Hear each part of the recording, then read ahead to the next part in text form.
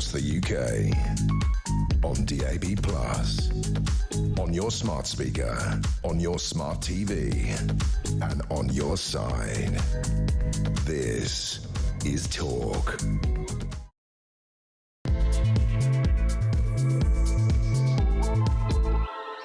A very, very good morning to you. Welcome to the show. It's heading to 3 minutes past 10 o'clock. This is Talk. We are the home of common sense, and I'm Julia Hartley-Brewer. Lots to talk about. Quiet news week, folks. Don't get any of those anymore. I think we've agreed now over the last few years. None of those happen anymore. But whether you're listening on DAB Plus radio or on your smart speaker, watching on YouTube or your connected device, it's absolutely fantastic having your company today. Lots to talk about, as I say, and if you do miss anything from the show, if you missed anything from yesterday's show, have a look at my YouTube page, the Julia Hartley-Brewer Show. I know, how did we come up with that? Hit subscribe and you never have to miss a thing. Coming up in this hour, of course, going to discuss Donald Trump promising the war in Iran could end very soon. HMS Dragon is finally, in a couple of days, not yet, going to set sail for Cyprus. Of course, it'll take it best part of a week to get there. I mean, we're really showing our strength, aren't we, on this issue? Plus, absolutely crucially, that finally that announcement yesterday, fears over free speech in Britain as Labour has defined Islamophobia, anti-Muslim hatred, and announced its first anti-Muslim hostility czar. But how much is this going to actually affect our ability to talk openly and honestly, based on facts, about the very real threat that we do have in this country of, well, let's face it, community cohesion absolutely breaking down in many of our towns and cities, and indeed the threat of Islamist attacks on our nation, given that the vast majority of terror attacks and deaths from terror attacks are from Islamists in this country. Will we be able to say that anymore? Well, we'll talk about that later on. Plus, we're also going to be talking about those household bills, whether it's your driving costs, your energy bills, whether it's your mortgage, you name it, whether it's your taxes going up. How's the government going to help us after the Chancellor, Rachel Reeves, yesterday said that there would be some help from the government. Well, we'll see if that does come. Well, all of that coming up, plenty more besides. I'd love to hear from you on the two biggest issues today. In particular, Donald Trump saying the Iran war will end very soon. I mean, he said various different things. He's going to, bring death, fire and fury down on Iran over the oil tankers being stopped in the Strait of Hormuz. He seems to think they have not yet already been stopped. They have. But he says the Iran war will end very soon. They're ahead of schedule. This, as we're already seeing those bills mount. Yeah. The price of a barrel of oil went up to $120, now back around the $90 mark, but it's still big worries that it could continue to go up again. It's going to affect the price of pretty much everything we do and everything we buy, and it's going to affect things like our interest rates, our inflation rate and others here in the UK. The government says they're going to promise some help if we need it. Remember that freeze on bills we had back in 2022. But what's your reaction to that? This is how it actually affects us here back at home. Also love to hear your thoughts about this new anti-Muslim hostility czar, this new definition of Islamophobia, and this urge to have, more cohesion in our communities, which apparently involves both sides, newcomers, and the people already here basically working together. But why is there any onus on people who are already in this country to adapt in any way to people who come here? Shouldn't it be entirely the other way around? I mean, when in Rome used to be a phrase we used. Apparently, when in Britain, you can do what you sodding well want. Love to hear your thoughts on that. Now, the number to call, whatever you want to say, 0344 499 1000. Text the word talk in your message to 87222. Get in touch with us on X at Talk TV. Calls are charged at the national rate, and text costs one standard network rate message. Delighted to say, joining me today is journalist and political commentator Henry Hill. Good morning to you. Good morning. Lots to talk about at home and abroad. Where do we even start? Where would you like to start? I'd like to say that, interestingly, those two big stories, very much related. Who has been funding the Islamist element of problems we've had in this country? Iran. They are the problem. Who is causing the problems we've got right now in terms of, the price of oil and everything? Iran. I mean, you can say, America taking on Iran. Iran is a threat to world peace. Iran needs to be taken on, is my view. Sooner or later, Iran releasing a nuclear weapon in the Middle East will probably be more of an issue in the future than what is going on now. But let's start with Donald Trump saying various different speeches, very different statements, various different posts on Truth Social. The Iran war will end very soon. We're already ahead of schedule. We've won, but we haven't won enough. and then threatening to bring death, fire and fury down on Iran if they continue to stop oil tankers using the Strait of Hormuz. Is the war almost over? I mean, who knows? This is one of the things about Donald Trump, is that he'll simply say sort of 3 or 4 different, slightly Delphic statements, and one of them will turn out to be true. I don't think anyone, including him, knows which one it is at the time. Because his argument is, you know, we're doing phenomenally well and therefore we can end the war. On the other hand, we aren't necessarily doing as well as we need to have been, so we can't end the war yet.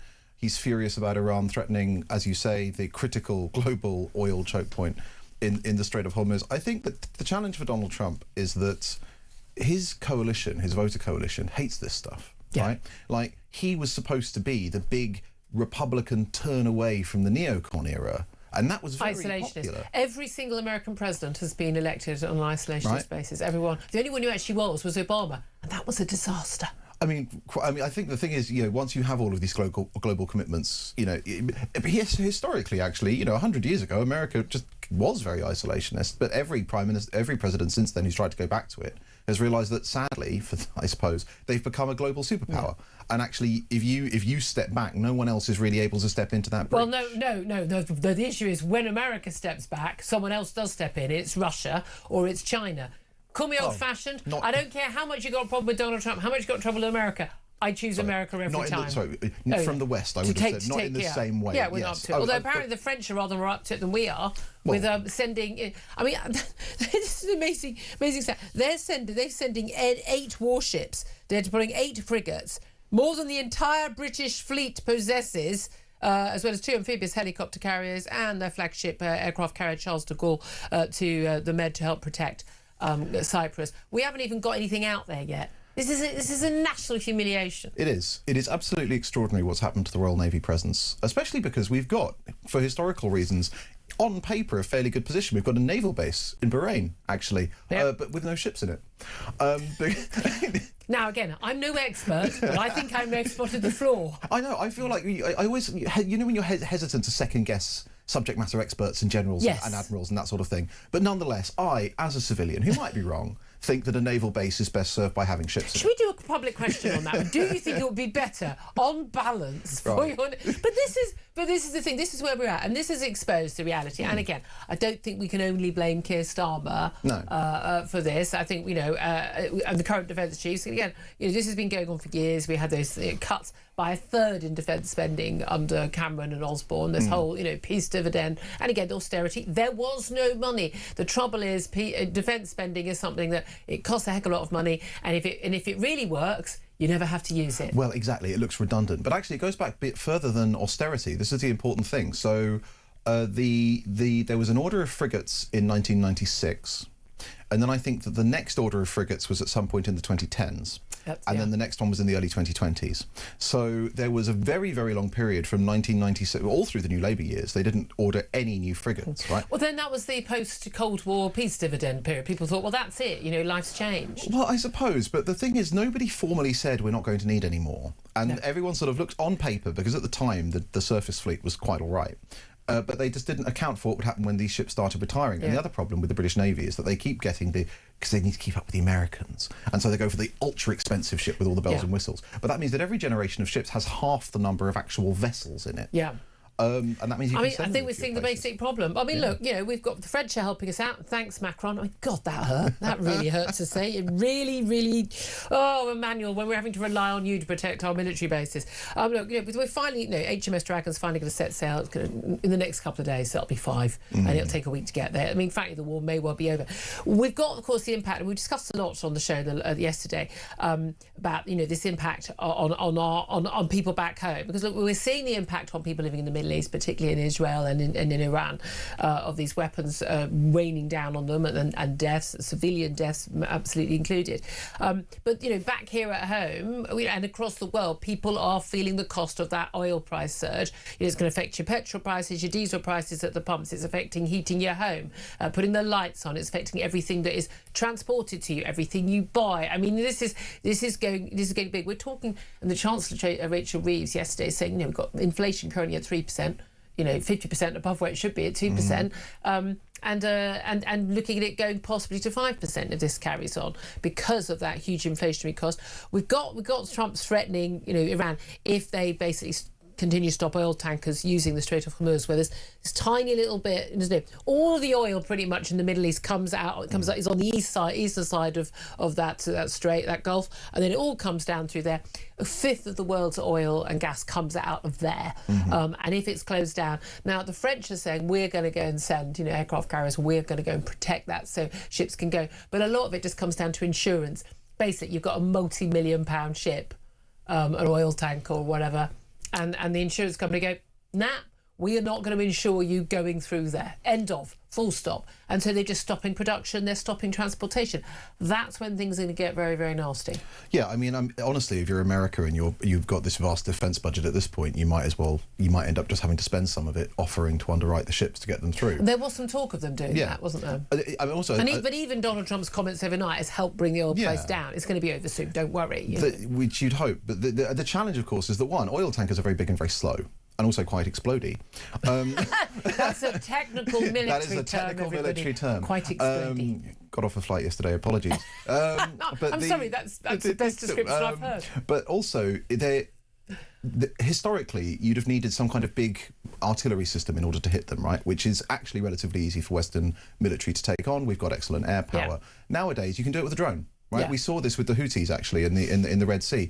They are a militia essentially, but they have land missiles, very portable, that can hit and sink a trade ship, and a big American battle group on the sea doesn't actually stop them. Yeah, it's absolutely fascinating, that impact, isn't it? How damaging do you think this is going to end up being for Keir Starmer? I mean, the polls are suggesting, people are very much opposed to this war. I'm sorry, I'm of the view, again, with people who go, I'm anti-war. Well, great. Yeah, everyone could be anti-war. You could be anti-war in 1938, 1939, can't you? Doesn't mean war's not coming for you. The whole point, amazing thing, Nick Robinson on Radio 4 this morning saying, but, Benjamin Netanyahu, the Israeli Prime Minister, has been dreaming about war with Iran for years. She's like, dreaming about? No, understanding the existential threat that this country that says, this regime that says, our main aim in life is to annihilate Israel and kill everyone in it, and then go for that's the little Satan, and then the other little Satan, and then the big Satan, America.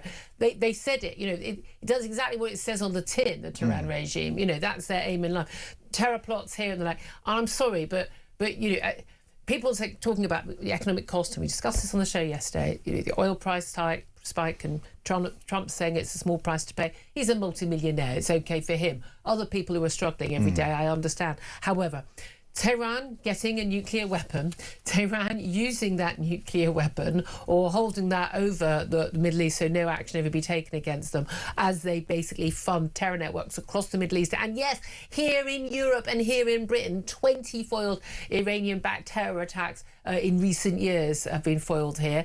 Some not foiled, by the way. I'm sorry, but that is going to cost us a heck of a lot more. This is a threat that needs to be dealt with. This is, as a guest from Jerusalem said on my show yesterday, this is the modern day Hitler in terms of the Iranian regime, and they've got to be dealt with. And it is a price that is going to have to be paid, because otherwise the price in the future is going to be so much worse. Well, I think what Iran is desperately hoping for is that if it can get a nuclear bomb, it ends up under the nuclear umbrella, and essentially it becomes impossible to deal with them. And this is a regime, as you say, which, even if you disregard the sort of idea of a direct threat to Britain, which you shouldn't, just look at the way it's conducted itself amongst its near neighbours, right? It explicitly just sets up networks of virulently anti-Semitic militias in all of Israel's neighbours, right? It backed the Assad regime in Syria to prosecute its own civilians as well. But I think the other thing is that there's no real benefit to sitting out, right, because of the way that the damage is happening. Ted Heath, when he didn't join in the Middle East in the 70s, he actually got Britain exempted from the oil embargo, right? And so, but there was a benefit. Here, Iran is not proposing to let British ships through the Strait of Hormuz, right? And so if we don't get involved, the economic impact is absolutely no different to if we do get involved. I don't think the Americans really needed us. Doesn't sound like we could be much use, but it does seem that we have damaged that relationship. Of course we have. But the Prime Minister's, he's a very unpopular Prime Minister. I don't know if his poll ratings could go down much further than they already have. I mean, the diehards who are still standing by him surely are just going to stay standing by him. But by this role where he's basically setting out, a lot of people saying that's a popular move, but we can sit out. But when household bills go up and you can't get a mortgage and you can't pay your energy bills again, or let's face it, and taxes go up to pay for the extra government spending, etc., and the government debt, interest payments, he's gonna take the hit anyway. Same as Donald Trump is. I mean, exactly. And the thing is, all this talk about we need to protect British people from the impact of an oil war in the Middle East. Fine, we've got the North Sea. Yeah. Let's have a big old U-turn on the North Sea. Don't even. Right? It's so painful. What about shale gas fracking? Like Britain could still. This is the thing a lot of people don't think. Look at Norway, right? Norway. Whenever we hear about the North Sea's dead and done, Norway's drilling the same gas fields that we could be drilling. Literally joined up. Britain could be an energy exporter, right? And that could mean either lower bills. But Ed Miliband keeps saying, but it's still, our market is still completely based on the international market, and yet our bills are so much higher than everyone else's. So that doesn't simply doesn't make sense. Well, part of the reason for that is that we put so many taxes on them. Yeah, I mean, exactly. There's so much to talk about, and we covered a lot of this, and I think we will for many weeks. But I also want to talk about that big announcement yesterday, leaked last week. But this basic, cohesion document, this which is basically trying to sort of tackle what they call, the breakdown of social cohesion and the issue of anti-Muslim hostility. This is what they call a major crackdown on Islamophobia, and they announced an official definition of anti-Muslim hostility because there's been lots of outcry about this term Islamophobia. All of the people that they have supposedly consulted, or basically have got organisations with links to extremism. Big concern there. They're going to appoint an anti-Muslim hostility czar to tackle it. They're going to spend £4 million in total on trying to tackle this issue. £4 million over a huge country, frankly, it's chicken feed. It's not going to do anything. But basically, they're going to define anti-Muslim hostility as crimes such as violence or harassment directed at people who are either Muslim or perceived to be, as well as prejudicial stereotyping to encourage hatred against them and unlawful discrimination. Now, nobody should be shouted at, attacked, threatened, treated differently because they are clearly Muslim, where their appearance or their behaviour or whatever, that's absolutely unacceptable. We have freedom of religious worship in this country. However, a lot of concerns, and we spoke to Toby Young from the Free Speech Union yesterday about this, a lot of concerns about how this could impact our ability to have a reasonable discussion about issues which does involve the Muslim community. And the funny thing I find about this is the government talks constantly about the Muslim community and Muslim community leaders, and how we have to consult them and all this. And yet, one of the things about this is that you're not supposed to treat Muslims as if they've all got one identity. I've been saying for years, there's no middle-class white woman atheist identity. There's no community leader for me. Why do they think that every Muslim has got the same views, or every black community leaders? Why would every black person? Why would someone who's been born in this country 3 generations on, or someone who's from the Caribbean, or someone who's from Nigeria have the same views, or share the same cultural viewpoints? I mean, this is nonsense. So the government, in doing this, creates exactly the same idea, this monolithic idea of Muslimness, and then say, but you mustn't talk about that. It is absolutely. I mean, I sort of just viscerally hate this modern tendency to deal with everything in terms of communities, right? They're citizens, right? We're individuals. We're individuals, but we're also citizens of a common community, the national community. And when we insist on treating people as if, actually, no, they're this particular characteristic and that makes them a block, that's a real testament to the failure of integration, if indeed it's worth doing. But the other thing about this is, well, one of the many things, they're not actually making it law, right? So this is a government that is scrapping non-crime hate incidents because they're not a law. Well, no, exactly right. This is the thing. They're scrapping non-crime hate incidents because they have finally realised that it is basically sucking up lots of police resources, recording things which are not crimes, and now they are proposing at the same time to set up this bureaucracy that will start investigating things which, again, are not crimes, because we already have crimes against hate speech in this country, right? If you attack someone, or you verbally threaten somebody because of their religion, that is already against the law, right? And quite rightly so. Exactly. So this whole thing is, I think, if we're honest, a sop. Labour is worried about losing ground with Muslim voters. We saw it at the last general election. To the Greens, but also to the Independents, who took several seats last time. And I think that's where this has come from. They are hoping that creating this czar with its £4 million budget will assuage. Why don't they go the whole way and just create the blasphemy law, which we de facto already have anyway? Well, because they don't want to do it formally, because formally, if you're a progressive, you can't have a blasphemy. But the thing is, you say, like, no, scrapping of non-crime hate incidents. I mean, that's what a lot of this will end up being, won't it? But but the key thing here is that we had two happened to be both women, Tory Home Secretaries, who tried to scrap them. They weren't able to because they're just a creation of the College of Policing, who are completely and utterly captured organisation and needs to be shut down tomorrow for the sake of this country's basic, law and order and criminal justice system. But this is the thing, so they're not going to be able to do that. But this is, even if it's not the law, I've had lots of WhatsApp groups, people are discussing this, and the thing is, oh, it's not the law, it's not the law. Well, there's loads of things that aren't the law. Maya Forstetter proved the fact that she was allowed to say quite clearly that men can't become women and trans women are not women in a tweet when she in her workplace. But she lost her job as a result of that. Went to tribunal, lost that.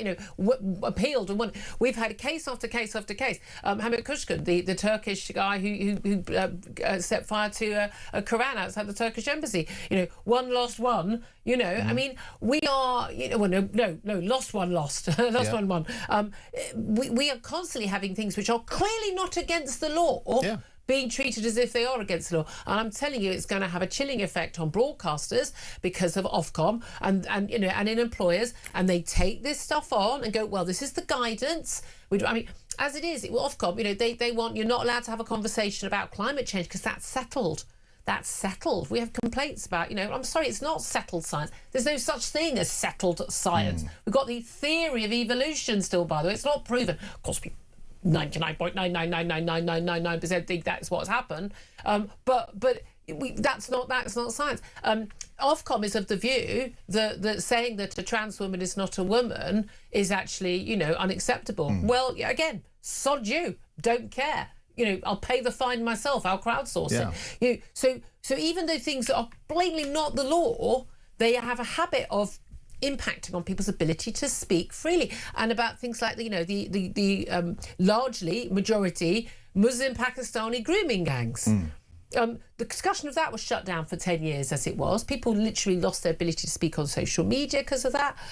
This is going to be shut down by this, because having a conversation about why were the perpetrators largely of one particular background and why were the victims largely of another background, why was that happening, what was going on in terms of attitudes by the rapists themselves and also by the authorities that meant that was able to continue for so long. If you can't have that conversation because in some way that will be regarded as anti-Muslim hostility, then you shut down all debate about a mass crime against young girls. Oh no, I entirely agree with you. I didn't mean to suggest the fact that it wasn't the law meant that it wasn't serious. But it does mean, for example, Labour has bypassed, if you wanted to make this law, it would have to have an awful lot more scrutiny in the House of Commons. For example, you'd have to have a much bigger process.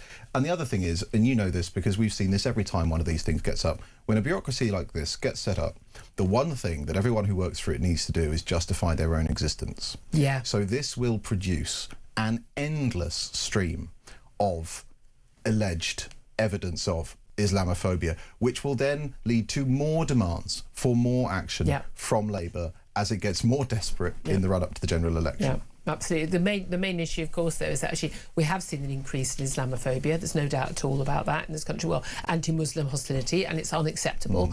However, when you conflate perfectly legitimate conversations about Islamism, Islamists, about... I don't think there should be sort of mass praying events in the street and the like. I'm sorry, I don't. I think that is just a massive... by any religion, by the way. You've got your places of worship. Thank you. I don't want it... I will defend your right to worship how you want, whatever your religion, but don't impose it on me in the street. I'm sorry. I don't want you knocking on my door about it. I don't want it in the street when I'm trying to drive or walk down it. I think there are issues like that. I think we should be allowed to have those conversations. And again, a lot of the hostility people express towards Muslims, and I think it's completely wrong if you're going to direct it towards a woman who's just got a hijab and walking down the street, minding her own business, going off to go shopping. That's obviously unacceptable. That's the same as people shouting out the N-word at a black person or abuse at a woman just for being a woman. However, there's a reason why a lot of hostility has grown up over recent years, and it is the fact that people have been told, don't talk about it, don't say anything, you're a bad person, you're a bigot if you do say anything. When you talk about the threat of Islamism, extremist religious Muslim views in this country, that have meant that, you know, the Batley Grammar School teacher is still in hiding with his wife and 4 kids. I mean, you know, the fact that kids get blown up at a pop concert, the fact that we've got bollards on every bridge in London to stop people being mown down by lunatics in cars or lorries. I mean, you know, there's a reason why people started feeling hostile towards what they believe were the people who are perpetrating this. Now, ordinary Muslims going about their daily lives are not perpetrating this, but a lot of these so-called Muslim community leaders are very much not speaking out against it. And that is a very big issue. And the more we start treating people as individuals who are, you know, held accountable for their own actions, beliefs and, you know, and speech, that will be a much healthier thing. Of course. And this is, you alluded to it at the beginning, the great irony of this, of course, is that what we really want is to make people who are rightly angry about those issues not blame Muslims en bloc. Do you know what doesn't help with that? If you have somebody who's like, well, I think the grooming gangs are really bad, and somebody's like, you can't say that, mate, that's anti-Muslim. Exactly. It's like, no, it's not. Yeah. Absolutely not. Facts aren't racist and they're not bigoted. Facts are just facts. Simple as that. So much to talk about. I want to hear your thoughts. Do give us a call on that issue. Do you think that this new Islamophobia definition is going to actually impact on the freedom of speech? Love to hear your thoughts on where we are with the Iran war. Trump says it's going to end very soon. We've been promised some help as our household bills are set to rise if it continues. What's your reaction to that? Give us a call, 0344 499 1000. This is Talk.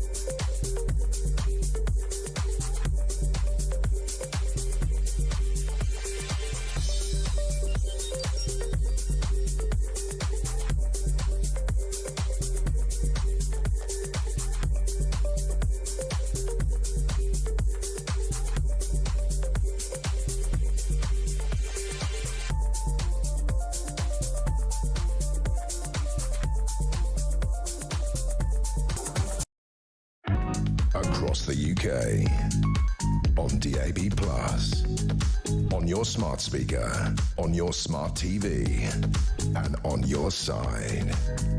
This is Talk. Good morning, this is Talk, the Home of Common Sense. 10:31 is the time. Well, we, as usual, you know what I'm like, we go yapping on. Not much time for calls, but I want to squeeze them in. 0344 499 1000 is the number to call. Derek is in Manchester. Hello, Derek, what do you want to say? Hello, Julia. Hello. It's regarding this Islamophobia business. Well, for a start, a phobia is a fear of something. Yep. No, it's an irrational fear of something. Well, irrational or not, it doesn't matter. It's still a fear. And I'm not entitled to be feared of a religion, or a cult, or whatever you want to call it, which has a book which has got a minimum of 100 verses that call Muslims to fight against or slay people who do not adhere to that religion. So I'm quite entitled to be frightened of that, and I'm entitled to voice that opinion, my opinion on it.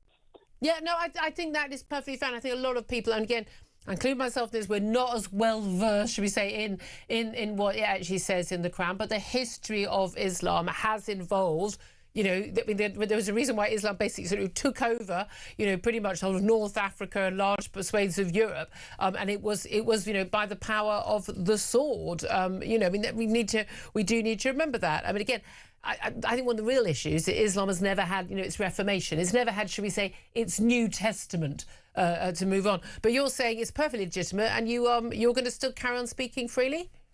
Well, as I said before, and as you've just mentioned, actually, Islam has dominated countries through the sword.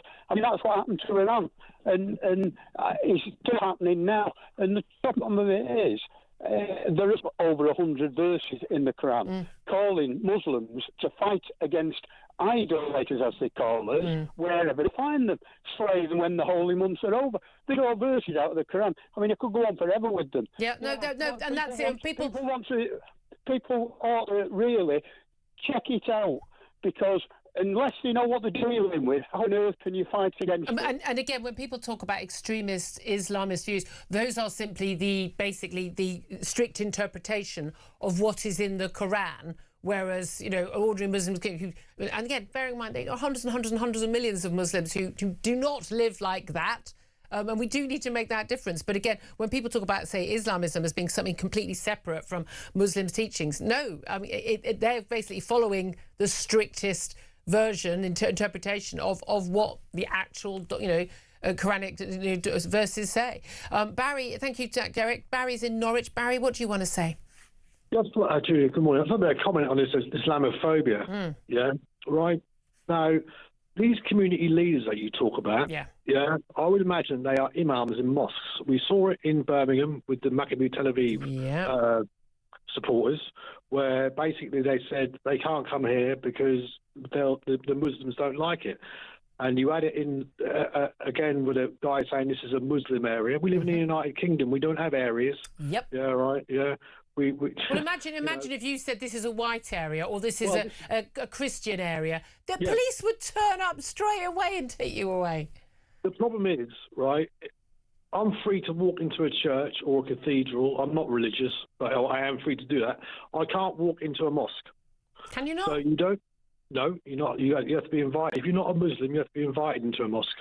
Yeah, you can't just walk in there.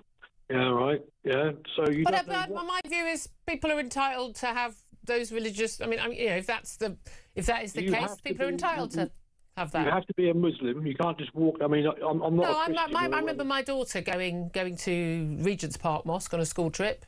Yeah, they're invited. You can't walk into a mosque uninvited. Okay. Yeah. Yeah. So you don't know what's being said in there. And stuff like that. And, you know, I think if you do have an Islamophobia rule where you cannot... I'm a free speech absolutist. You can call me what you like. You can offend me. Do you know what I mean? Yeah, do what you like and I'll offend you. It's not against the law. Yeah. I think if you go down this road where you can't criticise one religion, you have one religion that's protected and there's no other religions that are protected. You know, what about all the Jews that have... Do you know what I mean? You know...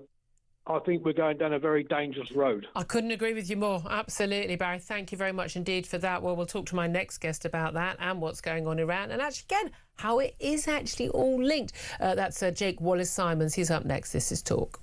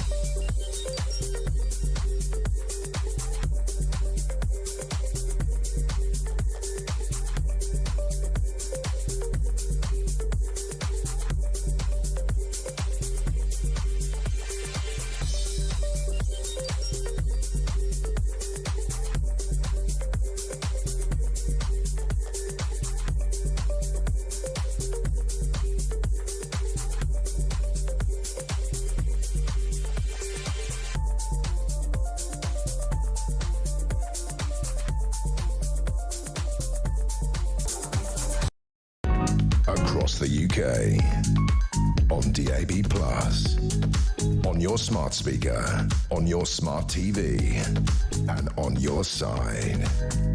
This is Talk. Good morning, welcome back. This is Talk. 10:37 is the time. I'm Julia Hartley-Brewer. Let's talk to my next guest now, Jake Wallace-Simons. He's author of Never Again: How the West Betrayed the Jews and Itself, and joins us. A very good morning to you, Jake. Good morning. Thank you very much indeed. Let's talk first about what's going on in Iran, but I'd also love to hear your thoughts over this threat to free speech, very much concerning our audience today. In terms of the American president saying that basically, we've kind of almost won the war. It's going to end very soon. We've already won, but we haven't won enough. It's ahead of schedule. But also threatening to bring down death, fire and fury on Iran if oil tankers cannot pass through the Strait of Hormuz. Where do you think this is going? And can we really trust anything that Donald Trump says? Well, I mean, that was a classic Trumpian statement. We've won, but not won enough. I mean, winning is a binary thing, isn't it? But not in Trump's world. I think what he's trying to say is that the war is going brilliantly well for America and for the Israelis, and there's no doubting that. I mean, the Ayatollah's dead. 40 of the most senior commanders in the Islamic Republic were killed within 40 seconds in the opening salvo of the war, and success has followed success in terms of depleting missile stockpiles. I mean, the drone and missile strikes are down by 75 to 90% since the beginning of the war in the last 10 days. The Iranian Navy is destroyed. The Air Force is destroyed. Air defences are destroyed pretty much. They could be holding something back, but we think that might be unlikely at this stage. But I think the fact remains that after October the 7th, Benny Gantz, the Israeli opposition leader, during the campaign in Gaza, famously said that you can't put out 80% of a fire. And the reason for that, obviously, is that the remaining 20%, if you leave the embers still glowing, they can easily burn back. Yeah. And the Iranian regime, they're not like us. They are fanatics. All they want is bloodshed. They want an apocalypse because in their theology, that will herald the coming of a figure called the Mahdi, which is like their version of the Messiah, which will lead them to global dominance and Sharia law over the whole world. That's what they want. Yeah. For them, that's the reality in which they live. They're not like us, and so they can only really be destroyed. This is the thing, is when you have these debates going on in the West, and you get the likes of the utter beyond idiot Emily Thornberry saying, all wars end by negotiation. No, I don't think we did negotiate with Hitler, actually. I'm pretty sure we didn't. Yeah. There are some people you can't negotiate with, and there have been ongoing negotiations for many years with the Iranians. And basically, they're just taking the mick. They're just, playing for time. They're saying what they have to say. They fooled Joe Biden and his administration, no doubt at all. But the reality is, as you say, you can't negotiate with people whose entire aim in life is your destruction and death. And that's the reality that I suppose Israel has brought to the book. I was fascinated this morning. I just tune in and out of various different broadcasters during the morning, just to sort of keep an idea of what everyone's doing. And Nick Robinson on Radio 4 did not disappoint this morning, talking about, just in a casual mention, how Benjamin Netanyahu, the Israeli Prime Minister, has been dreaming of war with Iran for years. Do you think, well, maybe he's just been understanding the actual reality, the existential reality of the threat that Iran actually poses to Israel and indeed the whole of the Middle East and the West? Yeah, I mean, I think another lesson from October the 7th is that when jihadis say again and again they're going to kill you, they're going to rape and murder your wives and daughters, and they're going to get in a nuclear weapon to wipe you off the map, you have to take them seriously, because not to do so is a gamble. And it's been shown time and time again they mean what they say. I mean, to their credit, they don't try and hide what they want to do to us. They're quite open with what they want to do to us, not just the Israelis, but us here at home as well. And if you don't defend yourself, then you'll be killed. You're allowing yourself, you're opening your neck to the knife, as it were. And so the Israeli Prime Minister hasn't lusted after war with Iran out of some kind of, genocidal sort of, warmongering. He simply wants to keep his country safe. If Iran was a peaceful place that was friendly with its neighbours, friendly with Israel, friendly with the West, Israel would not want to have war with Iran. Of course, I mean, which sane country would? Nobody would. But Israel has done peace deals with pretty much every other nation in an important nation in the Middle East. Other Middle Eastern countries very supportive of Israel over those strikes last year on Iran, cheering it on. And the fact that Iran has actually sent weaponry, sent missiles to most of the Middle Eastern countries is a bit of a giveaway of how much of a problem they are.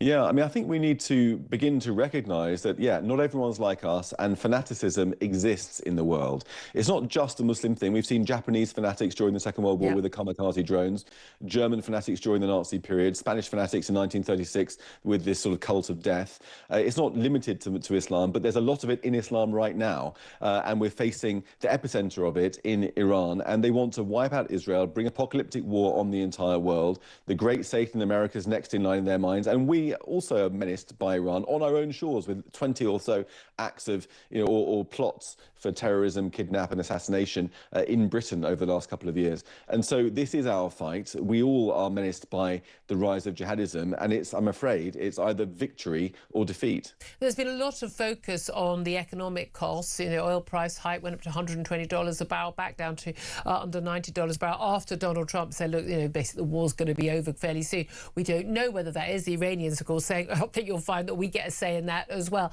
But there's no doubt at all a lot of their ability to fight has been massively depleted by those strikes, largely, by the way, from Israel, not from America. But in terms of the household energy bill costs and the like, this is going to have an impact on Donald Trump's support in America ahead of those midterms in November.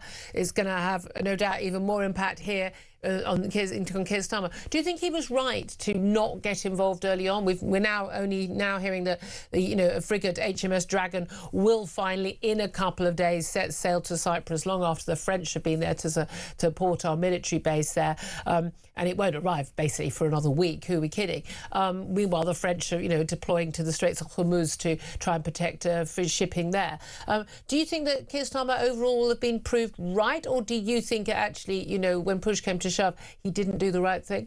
I think he quite clearly didn't do the right thing. He should obviously have allowed the Americans to use the Diego Garcia air base to attack Iran. That goes without saying. Hesitations about international law are ridiculous. International law in this case means getting the rubber stamp from Russia and China at the Security Council. That's not fair and equal international law. That's a corruption of it. So he didn't do the right thing there. Obviously, he and the Navy didn't do the right thing in failing to deploy our warships before hostilities started. It was obvious something was going to happen. We sent our one working submarine sailing past the Middle East on its way to Australia while American forces were building up. It then got stuck in Australia on exercises. We think it might be heading back, but it's too late now. He's been pathetic. The leadership has been awful. Our military has been depleted by 30 years, 40 years even, of cuts. And we've forgotten what it means to have to fight for what we believe in and fight for our existence. There's a great complacency. I mean, I learned the other day in a conversation on my podcast with Tom Sharp, the former Royal Navy officer, Israel's military budget is smaller than ours.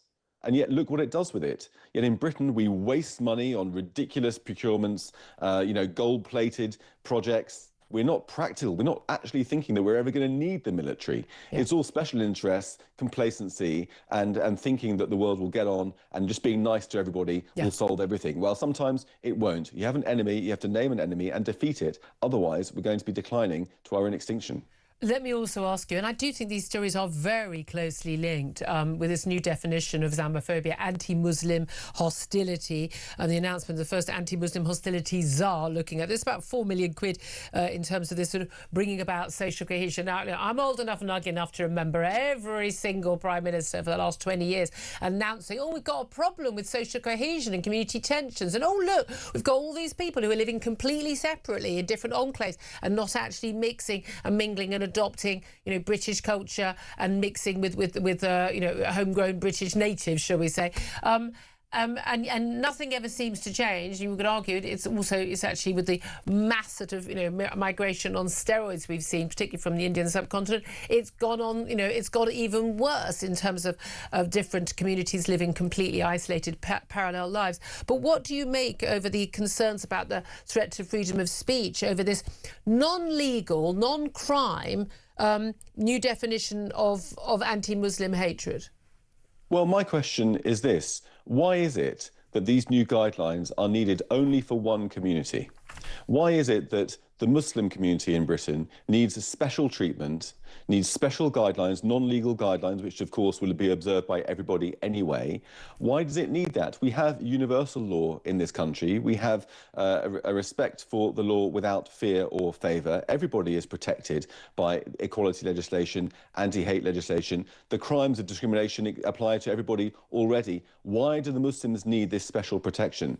I think the answer to that, unfortunately, is that many Islamists within their community who appoint themselves as as leaders, have been lobbying for this as a cover for gradually imposing their version of fundamentalist Islam on the rest of us by increments, through politics, through dominating, getting into Parliament and imposing their agenda. No, there'll be like sort of the liberal left who'll say that's a conspiracy theory, Jake, and basically borderline, you know, Islamophobic and bigoted. You think there's this sort of nefarious plot. So what would you say to that criticism? Well, I would say two things. Firstly, I would say, why is it that in this, one of the drafts of the definition of Islamophobia, the very idea of talking about entryism, it has been called Islamophobia? Why would you mention that if not to disarm your enemy before you get in? And secondly, this isn't my idea. This is an idea that was presented to the government in a report in 2015 by Sir John Jenkins and Sir Charles Farr, two very distinguished security experts, into the Muslim Brotherhood. It lays out very clearly how the Muslim Brotherhood works by getting into a society incrementally over generations, pushing its agenda forward, contaminating institutions and gradually trying to take control. That's not me making it up. The government's known about it since 2015, has taken no action and failed to ban the Muslim Brotherhood. Do you think that we are actually going to have our freedom of speech curtailed? Or do you think kind of the cat's out of the bag and people are just not prepared to have their words twisted, and shouting racist, bigot, Islamophobic people just doesn't work anymore? But to be honest, I think freedom of speech is curtailed already. I mean, the idea of Islamophobia, OK, it hasn't been formally endorsed by the government, but everyone talks about it all the time. You're being Islamophobic. There's no room for Islamophobia here. There's Islamophobia Awareness Month, for God's sake.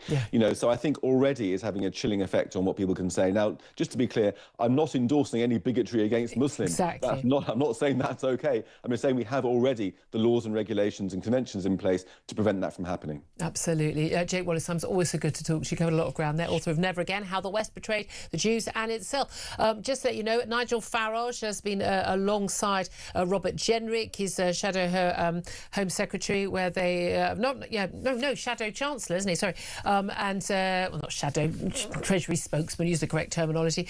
They've been at a petrol station, and they have been at the petrol station in Derbyshire, where they're talking about net zero levies. He said they're going to scrap electric vehicle grants, stop the proposed hike on fuel duty, and they say, and basically they're going to basically reform, refuel, 25p off with Farage, and also basically saying the way to do this is to be sneakily do tax in this country. That there's 6p going on a litre of petrol staged over the course of the next few months. This is just about the last time this should happen. He's also asked about the situation in Iran. The leader of Reform UK, Nigel Farage, has said, let's not get ourselves involved in another foreign war. We don't have a navy. We can't even defend our own military base in Cyprus. 10:50 is the time. We're going to be talking more about those energy bills and inflation with the Institute of Economic Affairs, Andy Mayer. This is Talk.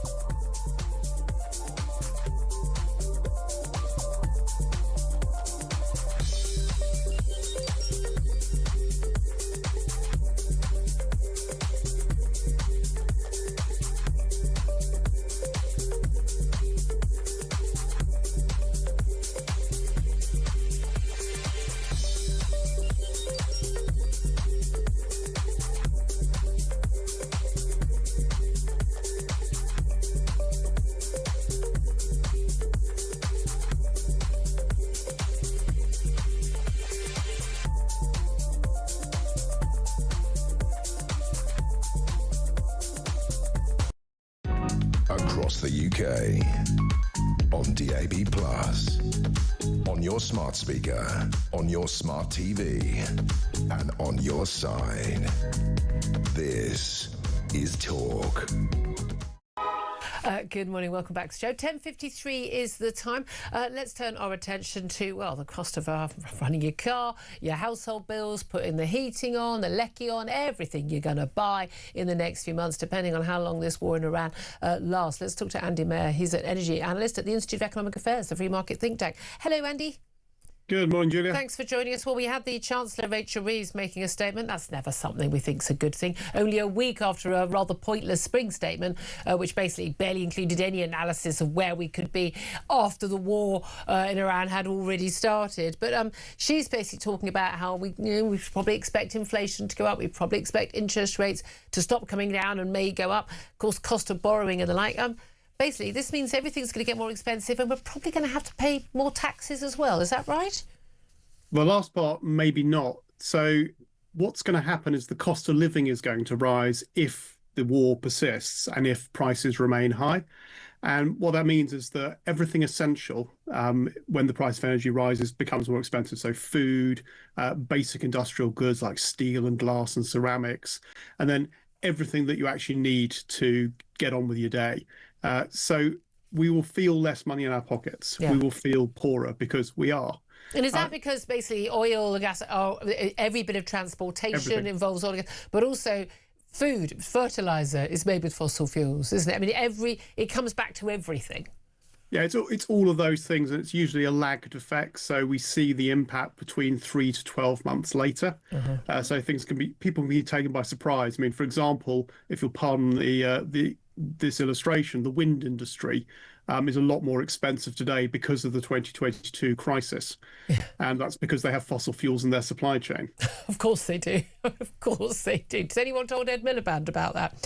So how bad can it be? We've already got inflation at 3%. Of course, the Labour keeps saying, oh, it's so much lower than it was under the Tories at 11.1%, because it hit over 11% because of the Russian invasion of Ukraine and the impact that had on, on world supplies. Of fuel and fertiliser and food and goodness knows what. And they were blaming the Tories for that, when, of course, a lot of that was really out of their control, other than, of course, mad net zero policies. But Labour are likely to be hit if this carries on just as much, aren't they? Yeah, we need to be a little bit careful about terms like inflation, because what's really going on is things that we don't need, like luxury goods, holidays, flights, that kind of stuff. Wait a minute, what do you mean we don't need holidays? That's well, an essential in my life. If things came to the crunch, you'd probably choose heating over taking a holiday. True. And what's happening there is those prices are going down because people can't spend money on them. Yeah. The only way that inflation goes up is if the government prints more money or uses quantitative easing, which is a fancy way of saying the same thing. Yeah. And that can be a result of policies like trying to cover the cost of energy by using subsidy schemes. And there the government could do an enormous amount of damage and permanently make us all poorer by bringing inflation into the system. But again, we end up paying for that anyway, don't we? Well, yes and no. I mean, what the 2022 government got wrong was trying to suppress the price signal. So when you've got a crisis moment like this, you want people to know energy is more expensive. Yeah. And then you want people who can cut back to cut back while not exposing the vulnerable. So you don't want people to be choosing between heating and eating. And the best way of stopping that happening is by using targeted welfare. So one of the things the government said last time was that they couldn't do that quickly. And there's been 4 years since then in order to prepare. So presumably this government have got a ready-to-go plan in order to stop making the same mistakes that were made last time. Good luck with that. Now, I mean, in terms of how bad it can get, everything's going to depend on whether or not this war is over very quickly in a matter of a few weeks, whether or not they can protect oil tankers coming in and out of the Strait of Hormuz.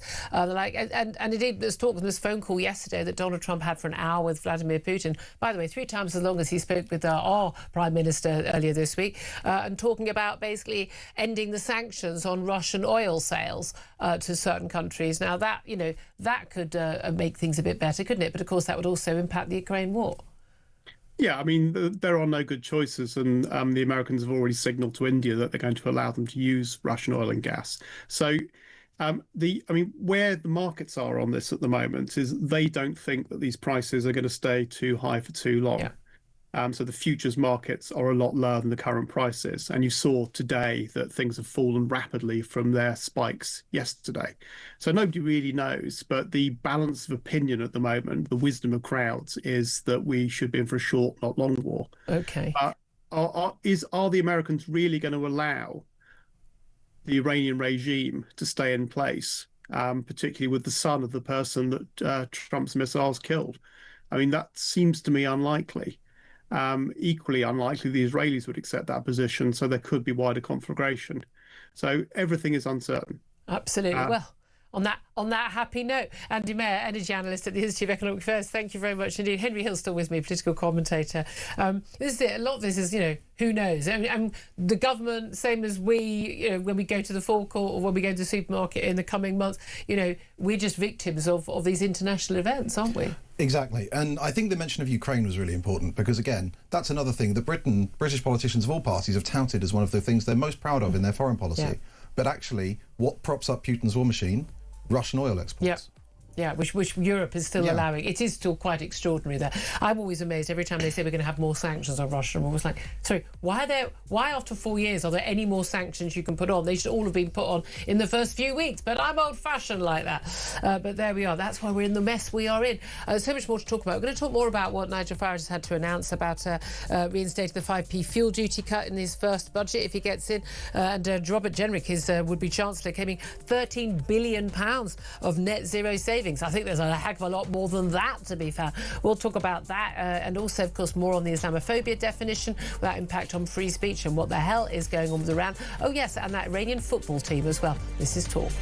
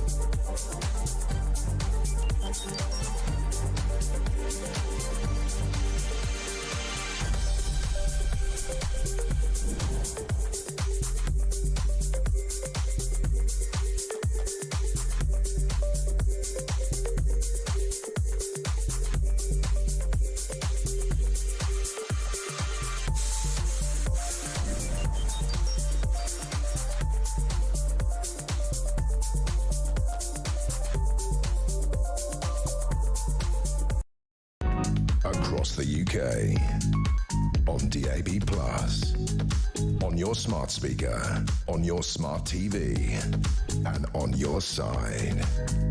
This is Talk.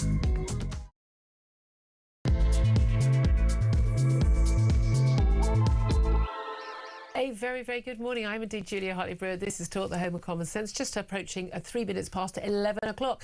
And whether you're listening on DAB+ radio or on your smart speaker, watching on YouTube or your connected device, thank you so much for your company. Plenty going on. I'm with you live until 1 o'clock. If you miss anything from the show, or missed anything from yesterday's show, you can go to my YouTube page, The Julia Hartley-Brewer Show. Hit subscribe You never have to miss a thing. We're going to be discussing more about what's going on in Iran, that new Islamophobia, anti-Muslim hostility definition, which is sparking fears about freedom of speech in Britain, as if we haven't got those already.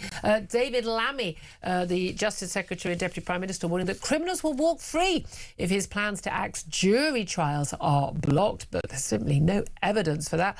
And also why 1 in 4 migrants from outside the EU who've got settled status here in the UK, so they're not citizens but they'd stay forever, are claiming benefits. That's weird, because I thought we were told those people were a great benefit to us, but apparently not. I want to hear your thoughts on the 2 biggest stories we're talking about today, but as you know, you can always get in touch on anything and everything you want to talk about. You are in charge. But in particular, I want to hear your thoughts both on what Donald Trump has said about the Iran war will end very soon, but also the UK government promising, basically, if it doesn't help with our household bills as they're threatening to rise. What's your reaction to that? Also, crucially, will Labour's new anti-Muslim czar and the anti-Muslim hostility definition threaten our freedom of speech? Tell us why you think it will. Tell us why you think it won't. Either way, get in touch. 0344 499 1000 is the number to call. You can text the word talk and your message to 87222. You can also message us on X at Talk TV. And I shall be sneezing really helpfully during the middle of reading. I do apologise. Sorry. Oh, there's another one coming. Oh, no. Of course, apologies, everyone. There's nothing I can do. I mean, you've got to sneeze, you've got to sneeze. Calls are charged at the national rate. Text cost 1 standard network rate message. I'm delighted to say that joining me, not sneezing, is Henry Hill, journalist and political commentator for the whole show. Morning once again to you. Hello. Right, just trying not to do the next one. I think I've had a permanent cold my entire 50s. Is that just a thing now? COVID. Is it COVID? Come on. Is it COVID jabs? Go on, get in touch. Why are you opening up that box? Because they'll be on Twitter telling me that anyway. Henry, let's start with the Islamophobia definition this hour, because we talked a lot about Iran and the war. Small battle, a big war going on. Oh, right, now he's coughing. Just once. What we like? What let's talk about that, because we talked to Jake Wallace-Simons, you and I discussed it already. There are a lot of fears over this new definition of Islamophobia. They're calling it anti-Muslim hatred. The people who've been involved in this, again, this is a big Labour project. Same as far as I can tell, every other government has done. David Cameron was like, oh, we need to tackle community cohesion. They basically, we all talk about how there are parallel societies. There are groups of people in this country, not just people who are Muslim who've come from abroad, but people from many other communities. But I think it's been particularly exacerbated by a large number of people coming from, particularly from Pakistan, but people coming to this country and making their lives here, who are not integrating, not assimilating, living what, to all intents and purposes, are parallel lives in this country, and expecting to basically carry on living as if they were back in their home country. That's the bit I don't understand. Why have you come to Britain from somewhere like Pakistan or Bangladesh and then want to carry on your life as if you were there? A, stay there, or B, why do you want to take advantage of what all that Britain can offer you in that sense? But we've also seen, hostility between, that's an awful phrase, communities, when we have seen, let's be honest, different kinds of policing, two-tier policing of different groups of people because of their religion or their ethnicity or their skin colour. And we've seen, yes, a rise in Islamophobic attacks, as in people attacking, threatening, abusing people because they are Muslim. Minding their own business, walking down the street. Not acceptable, full stop, in our society. We've also seen a much bigger rise, by the way, per person who's actually of the particular faith, of anti-Semitism as well. And by the way, that is largely perpetrated by people who are Muslim. That is the reality in terms of those stats. Now then, the government reckons that they want to tackle cohesion. They're going to put £4 million into tackling this. They think that an anti-Muslim hostility czar will help this, someone who can direct this. They've brought in these so-called community leaders, self-appointed, as they always are, nearly all men, to help come up with this definition of anti-Muslim hostility. They're defining it as crimes such as violence or harassment directed at people who are either Muslim or perceived to be, as well as prejudicial stereotyping to encourage hatred against them and unlawful discrimination. A, do we need this? And B, will this threaten our freedom of speech? I mean, it almost definitionally threatens freedom of speech because, as we discussed before, they're not amending the criminal law with this, so the only thing it can really do is affect speech, right? Because, of course, attacking people is already illegal. And so what this will do, and so realistically, all that the Islamophobia czar can do in that case is be like, and that was especially bad, but the police will already be dealing with an attack. So what they will do is focus on where they can add value, which is in police. If you're listening rather than watching, you're missing the speech marks there. The scare quotes there, which is speech policing, right? They will be going around, they will be finding microaggressions, right? They will be finding all kinds of other things. They will produce endless reports pointing out how much of this there is, demanding more action, because that's what these things always do. Yeah.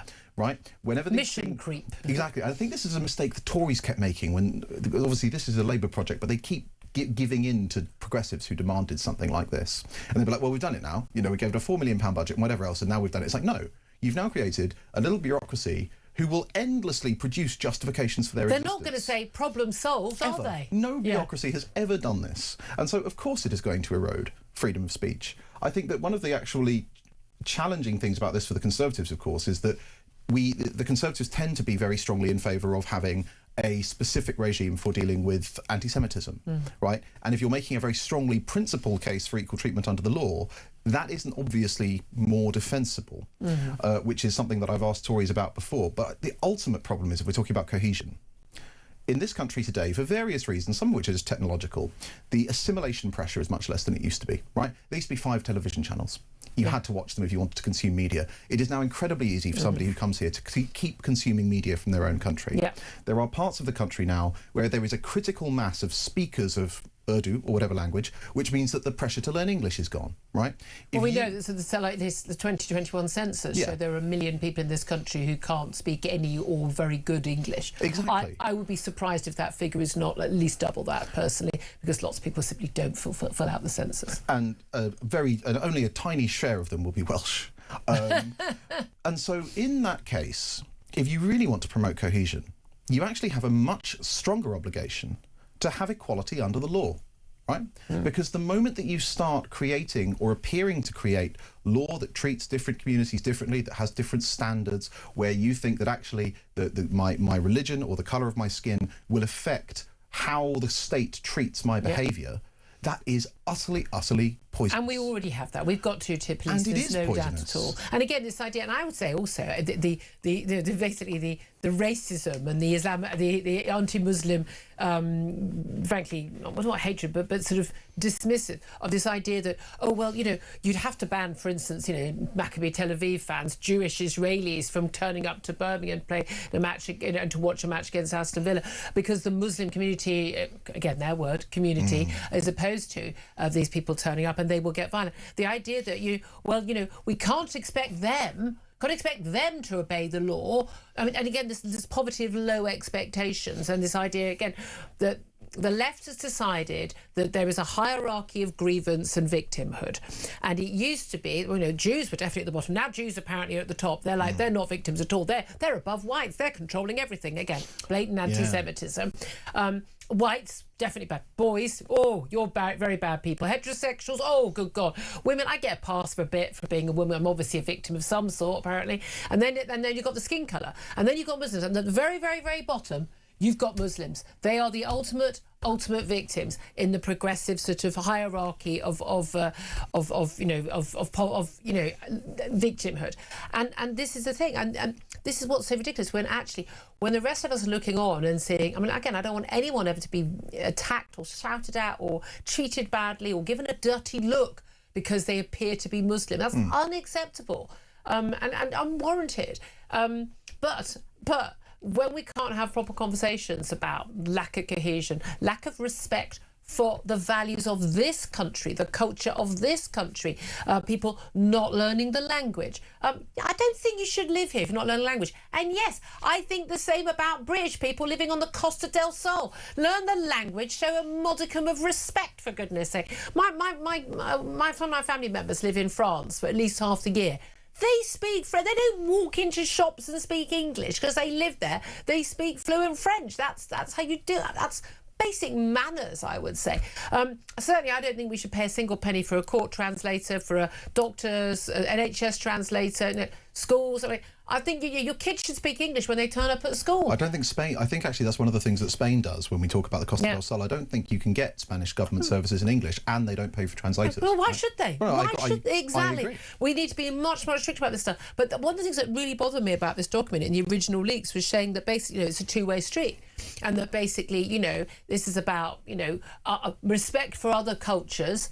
And again, as I said on yesterday's show, there are aspects of every culture I respect, but not every aspect. I mean, there are plenty of aspects of Islam, of Muslim culture. No, I simply do not respect women covering their heads, certainly not covering their faces, which is not required in Islam at all, by the way.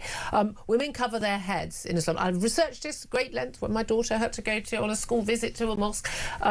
And women cover their heads for two reasons: to show humility to God. Well, I don't believe in God, so and to show humility to men. I really object to that. I'm sorry, I don't like it. But you're free to do it in this country. Now, I would personally bring in a ban day one if I was in charge of face coverings of all kinds, but particularly your burqas and the like, and your niqabs. But I don't have respect, halal killing of animals, cruelty to animals. Don't have to respect that. I don't have to respect anything. Why is there a requirement now under this new law, rule, guidance? Am I allowed to say that no, I don't want to eat halal meat that has been cruelly killed? I don't eat, I don't eat, foie gras because it's cruel. I mean, am I allowed to have those views, or is that going to be considered Islamophobic? And the thing is, and this is one of the many problems with doing things this way, we don't know, right? Because actually what this definition means will be decided. Yeah, it will be decided, one, in the first instance by the Tsar, the latest of the millions of Tsars, and then it will be decided in the courts, potentially, if it becomes an aggregating factor. But this, again, it's an aggregating factor, but it's not the law. But then neither were non-crime hate incidents, and there are 60 arrests a day. 60 arrests a day for non-crime hate incidents. Exactly. We don't know how the police will handle this. We don't know how HR departments will handle this, right? Because it will end up in, even if it's not the law, if it's used to dismiss somebody and they take it to an employment tribunal, we're still going to get court judgments about this, right? But I think the other thing, and we've discussed this before, the other thing about things like this, and you see this so often, and I think with campaigning groups on the left, is that by trying to create this block, this group definition, which you can't criticise, they take a group which is overwhelmingly comprised of people who are perfectly lovely. And living their normal lives just like everybody else. And they make their public face the worst elements of it, right? Because it's like, actually, if you speak out against Islamism, or if you speak out against particularly hardline brands of Islam, then you're Islamophobic, and you're telling people that they're actually criticising the great mass of British Muslims. When you're not. And it's not the case, because the great mass of British Muslims are not supporting those positions or causing any trouble to anybody. Yeah, exactly. Again, I do think there is an issue, though. And again, not that I would think, say, as someone of half Irish stock, that when the IRA were bombing people, that I, as someone of half Irish stock, would be required to speak out and say, I condemn this. I do not hold people responsible for the actions of others. My community leaders, apparently. But I do think, I really think if I were Muslim, and this I was a completely moderate. I wanted to live, born here, or if my family had come here, and I wanted to make my life here, living in Britain, not in, some godforsaken hellhole. I'm sorry, Pakistan, Bangladesh, countries where you just do not have proper liberties, and where religion is sort of, is ruling everything. I would want to start having, if we're going to have community leaders who represented more moderate views and did speak out against this stuff. And there is definitely an issue within, again, we talk about communities, I don't think people even get to choose. And again, it's male appointees, these mosques, these imams. We are seeing a massive impact and influence of extremist imams and hate preachers within mosques. That's where a lot of this is happening. It's not just online, and the government does nothing about it because, I don't want anyone to think I'm anti-Muslim. If you're being pro-Muslim, not that we should be pro or anti any belief of religion, would actually involve making sure that people were not being radicalised by organisations like the Muslim Brotherhood and others, who, by the way, are banned in most Middle Eastern Muslim countries because of the threat that they pose. And that's what brings us on to, obviously, our other slightly big topic this week, and this is the Iran war. Because when people talk about it's a war over there, it's not. It's being fought out here. the battle of, Islamist threat in this country. 20 foiled terror attacks, the security services says to us, funded by Iran. All that's been going on in Israel dealing with, October the 7th, the Hezbollah attacks, the attacks by the Houthi rebels on shipping. What is going on in our price? Well, this is all because of Islamist extremism. Their community leaders, the Ayatollahs, are a bit of a problem. Are we allowed to speak out about that? I mean, again, it is absolutely you're entirely correct. It is a fact that the Islamic regime in Iran has been an open exporter of hostility in a way that very few governments, with the possible exception of Vladimir Putin's Russia, actually have. They have backed armed anti-Semitic murderous militias in pretty much every country in the Middle East. They backed the Assad regime when it was massacring its own people in Syria. They were in Lebanon, they were in Gaza, they now have the Houthis that you mentioned in Yemen. And their objective is perfectly clear when we talk about Israel. It is exterminate the Jews. Yes. Right? I think the Houthis have... They're quite open about it. The Houthis, I think, have the most charmingly clear one, which is they're basically just death to the Jews is their slogan. Which makes the efforts makes the efforts of Western people to pretend that there's some kind of freedom fighting force, challenging to do. And there is a direct connection. And sometimes people are, can we sit this out, right? Can we just, what have we backed off? What have, Britain didn't get involved in Vietnam. We didn't get involved in the 1970s, and we were able to be. But this is not like that, right? Because those were wars with really distinct, discrete theatres of war run by coherent governments that were ultimately nationalistic. Right? What they wanted was to get out of Vietnam, or in the Arab case, they were specifically fixated on Israel, but when he sat out. This is already a government which has exported terror around the world and will continue to do so.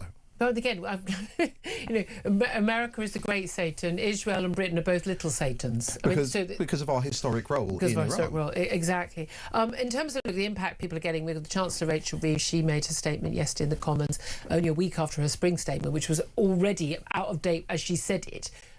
Because it was unravelled before then, because all the numbers from the Office for Budget Responsibility were basically outdated because of the impact of this attacks on Iran. But she's talking about there'll be some help for people. We've interestingly had I think it was a plan before that statement we knew about, and Nigel Farage and his would-be Chancellor Robert Jenrick, they've been at a petrol station forecourt in Buxton in Derbyshire, where they talked about basically making some £13.5 billion in savings on net zero spending. I think there's plenty more to be saved there personally, but also talking about scrapping electric vehicle grants and crucially stopping the fuel duty hikes, which again trying to force the Chancellor into U-turn. I mean, those fuel duty hikes, this has just been an ongoing battle that's just been going on for a very, very, very long time. But this is about cost of living, and this is where Nigel Farage has learned a lot from the Trump playbook in terms of at the end of the day, elections are resolved and decided by cost of living, and nothing that's happening in this country right now, even before the Iran war, but certainly since this attack, looks like it's going in the right direction for this government. No. I think the basic golden rule is that no government is re-elected if people feel poorer at the end of its term in office than the beginning, right? And as all of the costs are going in the wrong direction, and energy, an oil price spike doesn't just hit energy bills, right? It feeds through into everything else. It's transport, and that means everything that gets transported, which means food. It filters through the entire economy. But I think the interesting question here when we're talking about the government is, at what point is the government going to take this seriously enough that it is prepared to let go of some of its other commitments, right? Because actually the reason that energy costs in this country are so high is not international gas prices. That is such a load of nonsense. Because other countries are also paying international gas prices, shockingly, unless they're France and they've got lots of domestic nuclear. It's the fact that we've heaped so many taxes and baked so many costs into the pipeline, which we could cut. Right? But time and again, Western governments have just proven completely unwilling to do this, even when, earlier on, Western governments were supposed to be driving up oil production. Do you know why they all agreed to drive up oil production? Because oil is propping up Vladimir Putin's war economy, and we all back Ukraine. You bump up supply, and that means the price goes down. If the price falls below, I think, is it $80 a barrel or $100 a barrel, Putin literally can't afford to keep fighting, right? Did we actually drive up production? Did Canada drive up production? No. And it will be interesting to see whether this domestic issue, which will destroy this government, is enough to give the Prime Minister the spine to stand up to Ed Miliband, because nothing else has. It is interesting that actually it was Ed Miliband apparently leading that cabinet revolt last week on whether or not they should take part in these, and allow Diego Garcia base and to be used by the US. Look, HMS Dragon, the frigate, is finally going to set sail for Cyprus in the next couple of days. I mean, it's been a national humiliation. We've got the French. They've sent a fleet to protect oil tankers in the Strait of Hormuz. They've got 8 frigates out there. That's more than our entire fleet of frigates, for God's sake. I mean, and an aircraft carrier being sent as well. But it's going to be a few days before this HMS Dragon heads out to Cyprus, and it's going to take a week to arrive. This has massively, massively exposed the fact that we just simply do not have a defence capability anymore that is worthy of its name. You know, the fascinating thing is when you talk to us, the cope that comes out of places like the Foreign Office is that actually Britain can get by on soft power. And do you know the most damaging thing for British soft power in the last decade has been this week? Yeah. Because soft power is an extension of hard power, right? The soft power comes from, look, we've got Cyprus, we've got a base in Bahrain, we've got all of these forward bases. Actually, that gives us quite a lot of leverage. If there's no ships in the sea, in the naval base, if there's not enough planes in Cyprus to defend the Cypriot bases, those things are not just useless, they're a vector for embarrassment. Yeah. France spends less on defence than we do. It has more. And it has more. It has a deployable carrier group, right? It has a functional land forces. And it has a functional air force. We contrive to spend more money. We don't spend nearly enough, more money. Let's get the French procurement guy to do our procurement from now on. Yeah, it's just madness, isn't it? It really is. Love to hear your thoughts on all of this, whether it's Islamophobia definition, threat to freedom of speech, talking about the Iran war, household bills, our involvement, and just, I would say it's the national humiliation we're facing. Also want to get to the Iranian women's soccer team. They've been granted asylum, or 5 members in Australia. I have to say, worry about their families back in Iran. Very much worry about the other members of the football team who are going to be flying home and chosen not to take asylum, about their safety as well, given that they've been branded traitors for refusing to sing the Iranian national anthem on the first night, and clearly not looking very happy when they sang it at the next match. We'll talk about that a little bit later as well. Love to hear your thoughts. Get in touch. 0344 499 1000 is the number to call. This is Talk.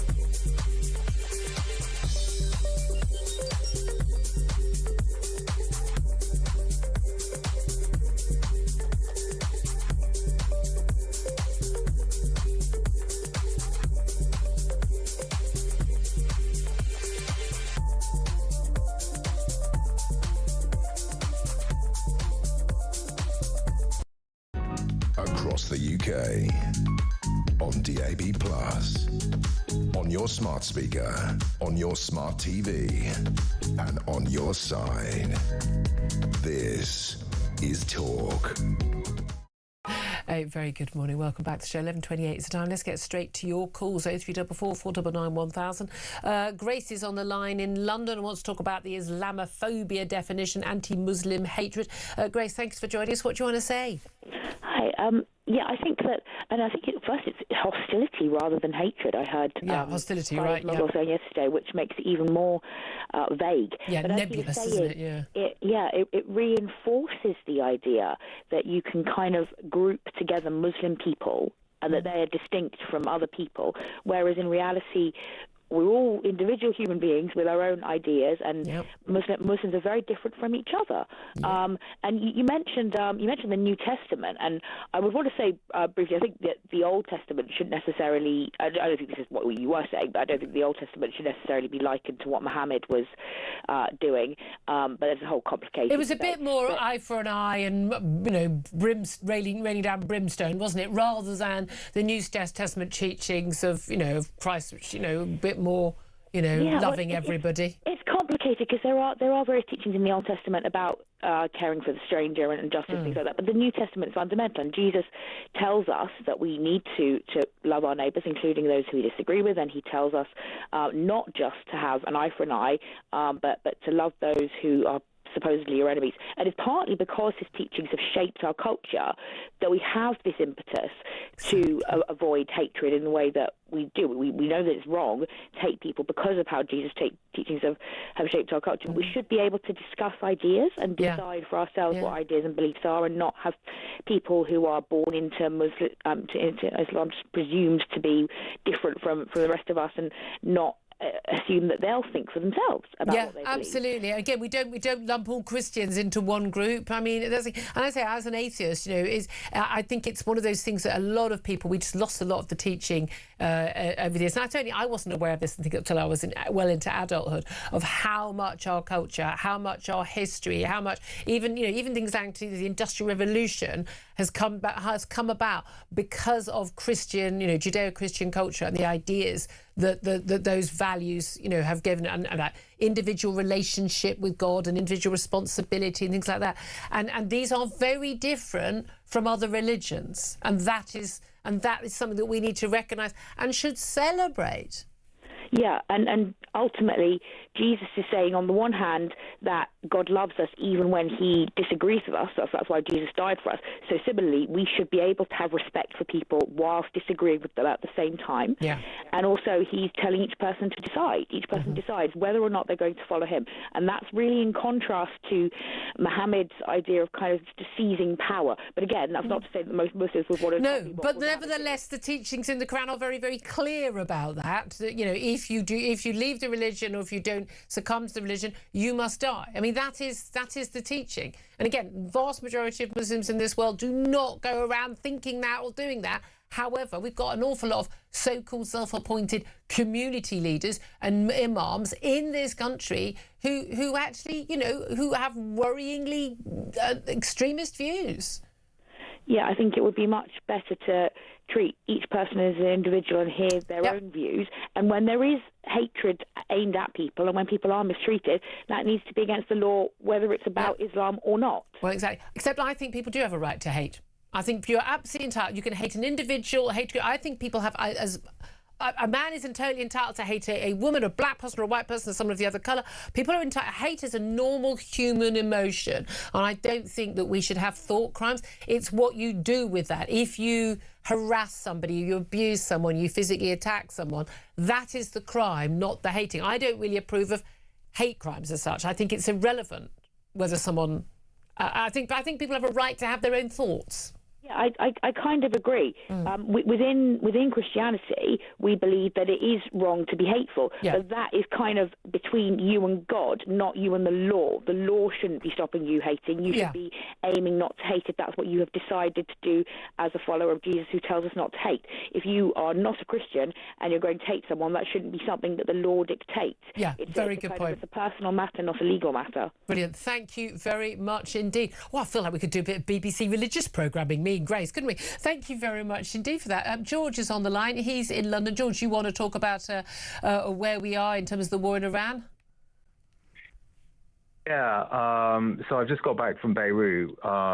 You and I have spoken before. My husband and I, he's Lebanese, and so we just escaped on Sunday, actually. He's gone to Amsterdam. Oh, you were actually out there when... Right. Gosh, I'm glad you're back safely. Yeah, all of last week when it all started to kick off. But what I wanted to say was, obviously over there we're all talking about the Islamic regime in Iran and what Hezbollah has done to Lebanon, which was a beautiful, peaceful Christian country, which has been utterly destroyed when Islam took over. Yep. And, I was having a lovely dinner party last week in Beirut, and one thing my friend said was, they are so shocked that the UK is pandering to the Muslim vote. They haven't banned the IRGC, sorry, the Islamic Revolutionary Guard. They allow Qatar, which is friendly to Hamas and the Muslim Brotherhood, to buy up property here and have political influence here. We allowed the Ayatollah's son to buy 6 properties in one street, for God's sake. I know. And, you know, bar none, all of my Christian friends in Lebanon share the same view, which is that, and it's not something we're allowed to say here, but it really is not just Islamism. If it is the book itself and Sharia law when it's applied, which is the problem. Now, there is not, let me tell you, I'm gay. I'm married in this country, had a great wedding. My family love my husband. His parents don't even know that we're married. I'm his mate. There is not one Muslim country on planet Earth where being gay is illegal, except Turkey, weirdly, but they... Where it's legal, they have the separation of church and state, although it's kind of changing at the minute with Erdogan. But more importantly, and this is my main point, I suppose, is the shift in attitudes amongst our supposedly liberal Muslim friends here in the UK and in the Middle East. Obviously, I've got a lot of friends there, and since Gaza, and now even more so with Iran, they have all, without exception, shown their true colours. My husband was talking to one of them, supposedly a liberal gay guy called Khalil, who I adored. He was saying that my husband has become an extremist far-right anti-Islam person. And he said that because my husband had the gall to say that the Muslim Brotherhood and Hezbollah are destroying countries. And the response was, why have you got a problem with the Muslim Brotherhood? Why have you got a problem with Islam? And this is my hope is an Arab who's seen his country torn to pieces by Hezbollah, which is a proxy, of course, of Iran.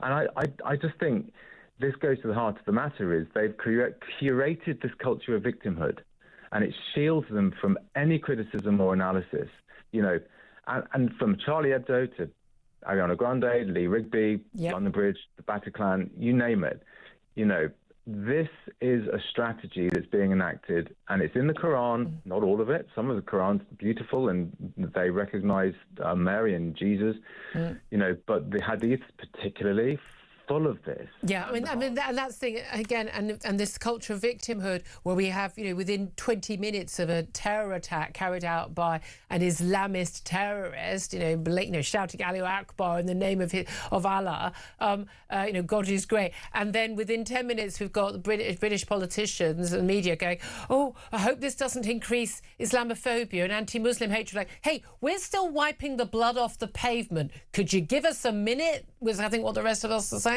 But anyway, a really, really interesting call, George. Thank you so much. I'm glad you and your husband are back safe, though. 11:36 is the time. Up next, we're going to be talking more about not just this free speech issue, but also the issue of, well, if you did go to court, would you be allowed to have a jury trial? Because David Lammy, in all his infinite wisdom, if you ever watched Mastermind, you'll know how infinite it is, thinks that you shouldn't unless you're facing more than 3 years behind bars. We're going to be talking to a criminal barrister, Matthew Scott Casey, about that. Up next, this is Talk.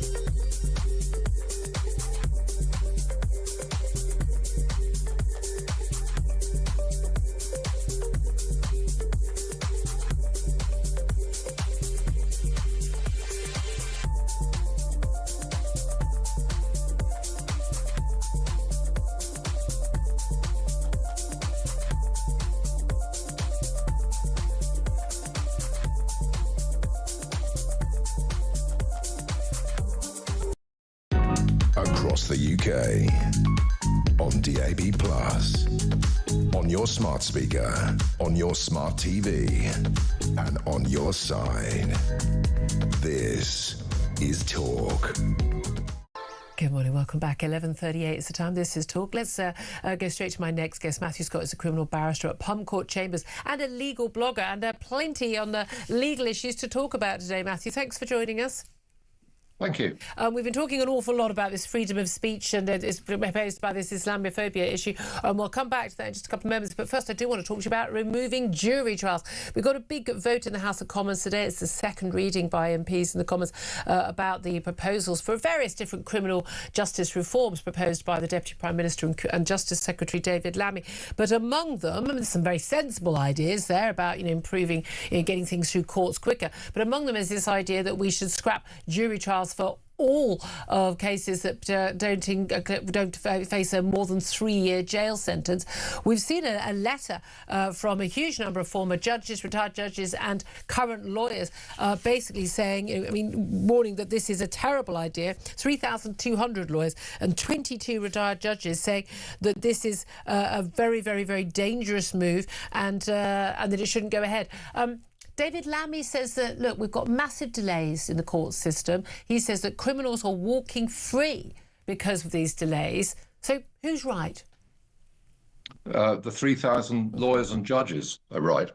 And it may be one of those issues where one would expect perhaps lawyers to want more powers to be given to lawyers, because that's the effect of the reforms, is to hand powers away from ordinary people to judges and lawyers.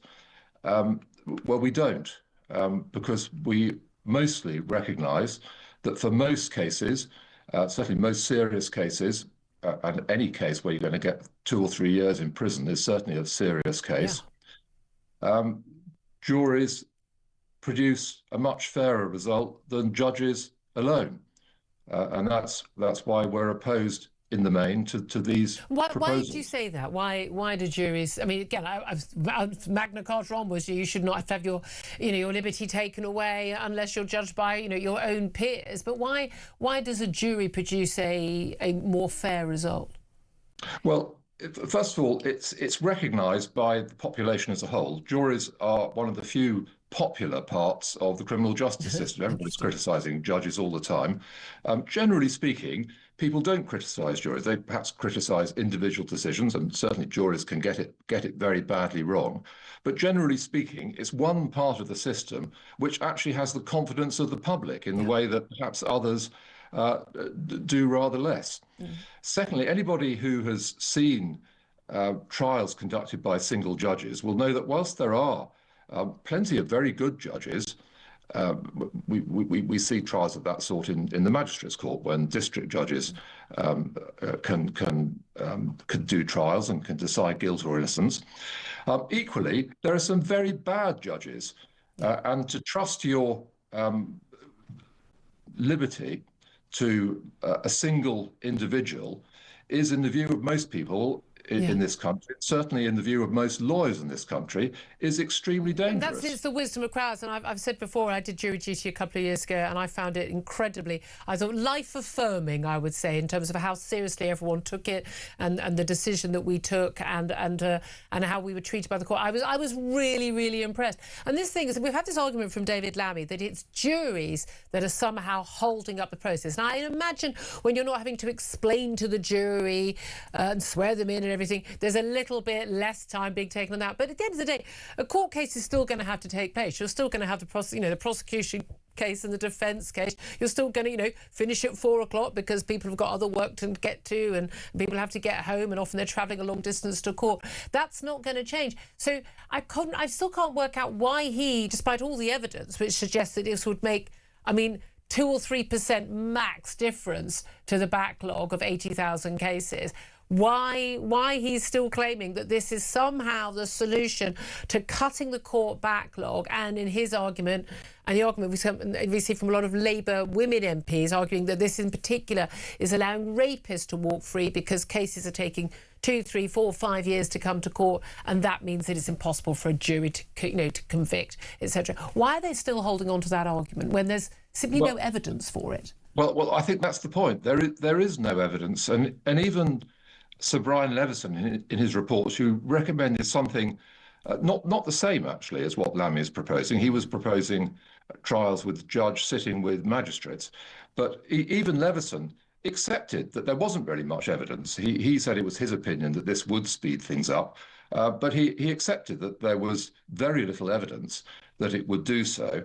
And the problem is that there are other delays that are built into this proposal. For example, judges will now have to give reasoned judgments, and it can take a long time for a judge to write a reasoned judgment. Yeah. Yes, they have to sum up at the moment, and people might say, well, summing up a case is a bit like giving a reasoned judgment. Well, it's not, because they don't have to make any decisions when they're summing up. Yeah. A lot of a summing up is almost giving boilerplate directions, which are given in every case, and then a swift summary of the evidence. That's very different from writing a judgment explaining why somebody is guilty. Yeah, whereas a jury, you have your vote and you agree, you disagree, and then you come out and say guilty or innocent. We don't have to. Absolutely. Give yeah. And so we simply don't know how long it's going to take to adding to the delays while we wait for verdicts. Or are we going to speed things up and say, get on with it, judges? Don't take your time over this. Just come up with a speedy judgment without really thinking about it. That's not justice either. But one of the things I find extraordinary was the tiny number of cases that do actually go to Crown Court and do go to juries, because the vast majority of cases are dealt with in Magistrates' Court. Huge number of cases that do go to Crown Court, the option, miraculously on the day of it actually, before a jury is actually going to be, assembled, people suddenly, as the clerk in my court when I was on jury duty said, they suddenly miraculously remember that they are indeed guilty. They plead guilty, and then they don't actually have to have that court day, just a sentencing day. But what would actually... It happens the other way around, Julia, as well. It happens the other way around, when the prosecution miraculously realise that actually their case they've decided to look at properly because of someone's the imminent finally paid attention. Yeah. Exactly. They might realise that the other way around, that their case isn't quite as strong as it looks. And in fact, no case ever looks weaker than just before you go into court on either side. People suddenly spot weaknesses in their case, which before they hadn't really thought about. Yeah, that's a very good point. But I mean, what would actually speed things up and lead to better decisions? I'm afraid it does come down to money. I'm certainly not blaming this government alone, because it's been the case for years and years that the Ministry of Justice has been underfunded. It's been a source of cuts, more so than almost any other department. Yeah. And the chickens have come home to roost, I'm afraid. It's a big problem.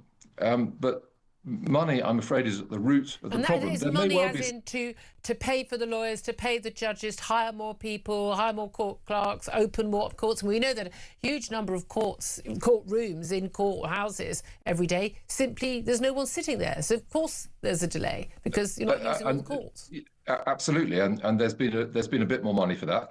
But there are also now shortages of lawyers to prosecute cases. I mean, 10 years ago, it was pretty much unheard of for a case to go ahead, not to go ahead because a lawyer couldn't be found, a barrister or a solicitor advocate couldn't be found. That, I'm afraid, happens quite often now. If for example, a case overruns or a lawyer is ill on a particular case, there's no one else. Then the clerks are in my chambers or somebody else's chambers, ringing around almost all around the country to find an alternative. Very often, nobody can be found, and if that it can't be found, well, the case doesn't go ahead. Yeah. But again, that ultimately comes down to money, because young lawyers don't see the criminal law as a particularly attractive Well, certainly with the travel and the hours and the low pay. I mean, again, people forget these people are often on pittance when they're doing legal aid. Barely even covers their travel costs. You can understand why. Matthew Scott, we'll see how that vote goes. Criminal barrister at Pump Court Chambers, a legal blogger. Thank you very much. Henry, Thank you very much. It's very interesting that we're talking to you. There's some like 80 MPs being led by backbencher Carl Turner on the Labour benches who say they want to fight against this, stop this from happening. And again, these are people who often got legal background themselves. And then we're told there's some 40 Labour MPs who are women who are saying saying, no, this is about protecting women and girls, particularly victims of sexual assault and rape. But it's just, everyone touts this figure that, you know, only 2 to 3%, I think it's now going up to around 5%, but around the, say, 3% mark of rape cases end in prosecution, end in someone actually, you know, being found guilty and being punished. But I was looking at the stats of the cases that actually go to court, 60% are found guilty. There isn't an issue with juries not finding people guilty when these cases go to court, and especially when you consider so often these are crimes when it's, you know, 2 people in a room alone or in a place alone where you don't have any extra evidence and it's one person's word against another. So what do they want? A 90% conviction rate without the evidence? I mean, I think that is always the challenge, especially with rape cases, which is essentially that you, on the one hand, you have an absolutely horrifying crime. On the other hand, you have the very important principle of innocent until proven guilty and the burden of proof. And it is always very dangerous when you start talking about dismantling safeguards in order to drive conviction rates up. The thing that's really strange about this whole thing is that there is, in British the legal community, a thread of opposition to jury trials. It runs through Lord Denning before he was retired. It runs through a report in 2007 from the Home Office about racial bias in juries. And it is essentially that juries produce lots of adverse outcomes because there is a strong tendency towards racial bias, amongst other things. But not saying I agree with that or anything, but the point is that David Lammy would hate all of those reasons, right? None of the reasons that a certain section of the British legal opinion has opposed jury trials, this government would support. And so it is therefore impossible to work out why they're supporting this. Nothing that this government values is served by abolishing jury trials. It's not going to make anything quicker, because the one thing there isn't a shortage of is 12 people who are called up for jury service. No, exactly. You can't. By the way, you can't get out of it. But this is the thing. I'm so glad I didn't. Everyone said, "Well, you can get out of it." Nope, you can't. Do you think that this rebellion is going to lead to another U-turn, though? That's what everyone's expecting. I mean, because such a bad move. It was not. I don't think it was in the manifesto, right? No, right. Not. And it won't. And again, whenever you're trying to get controversial stuff through the House of Commons, the critical thing for government is to be able to say, "Look, here's the tangible win." Right? And this isn't even going to produce those rape convictions. No, right? exactly. There's nothing to gain from this. It's just yet another utter mystery about this utterly incompetent government with this supremely incompetent Deputy Prime Minister, that's for sure. We didn't get a chance to talk to Matthew Scott about the Islamophobia thing, but there's just so much to talk about today. Up next, they're going to be talking about migration and absolutely extraordinary revelation that 1 in 4 non-EU migrants who've settled in this country permanently are on benefits. They're on universal credit, which is weird because we were told these people were an economic benefit to us, weren't they? Oh, sorry, that's bigoted. It's a fact, and it's bigoted. We'll talk about that up next. This is Talk.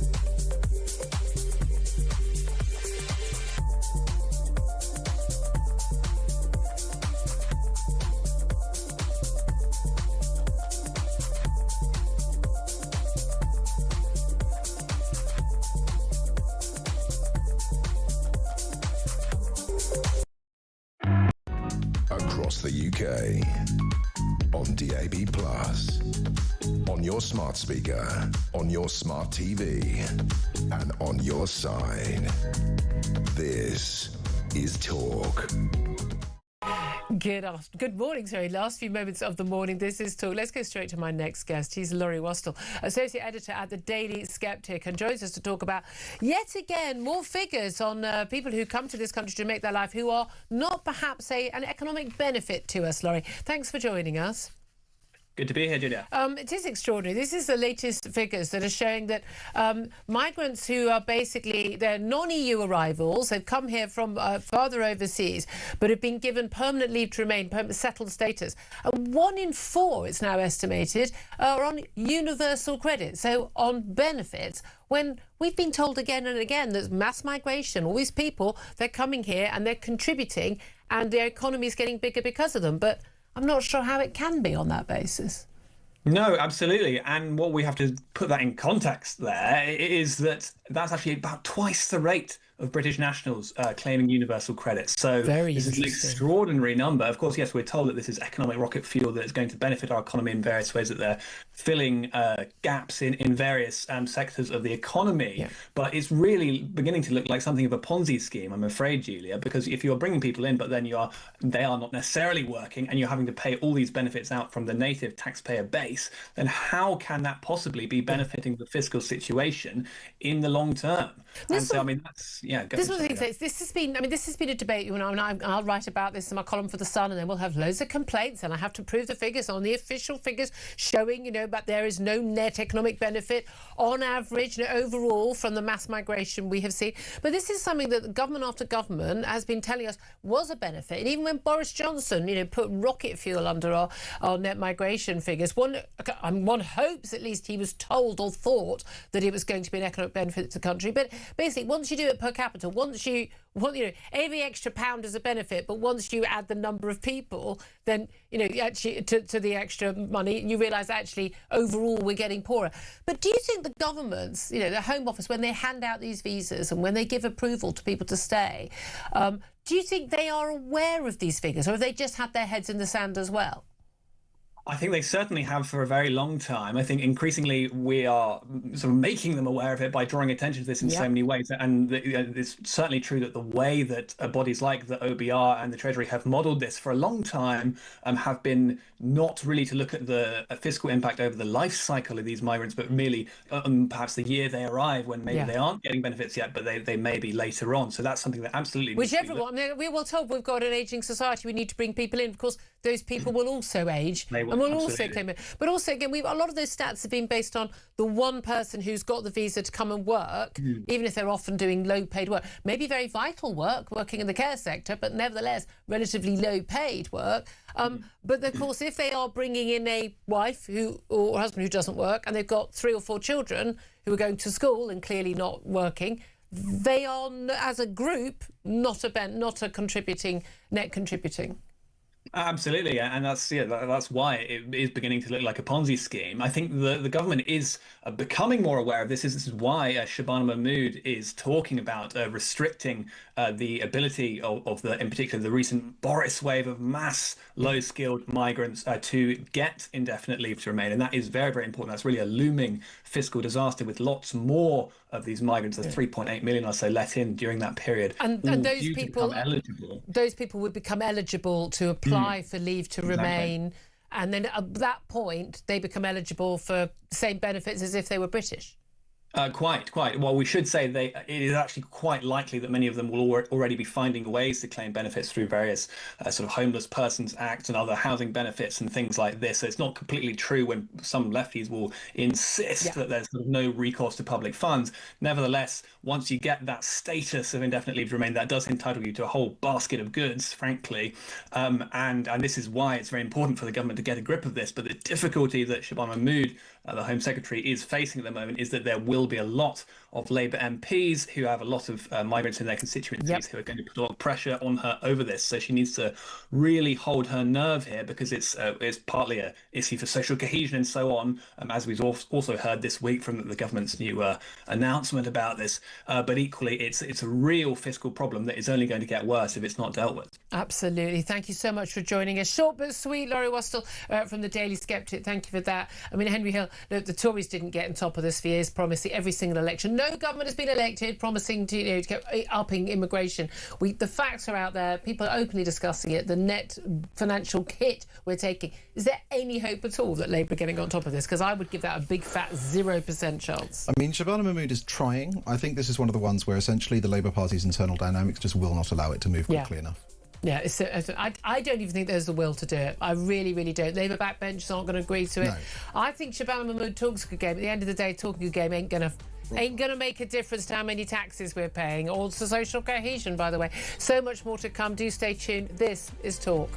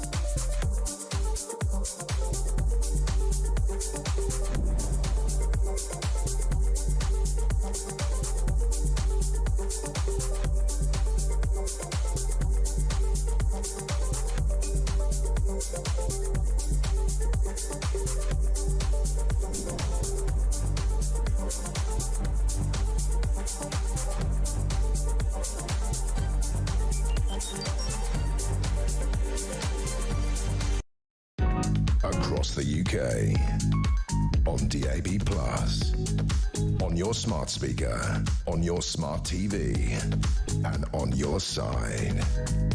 This is Talk.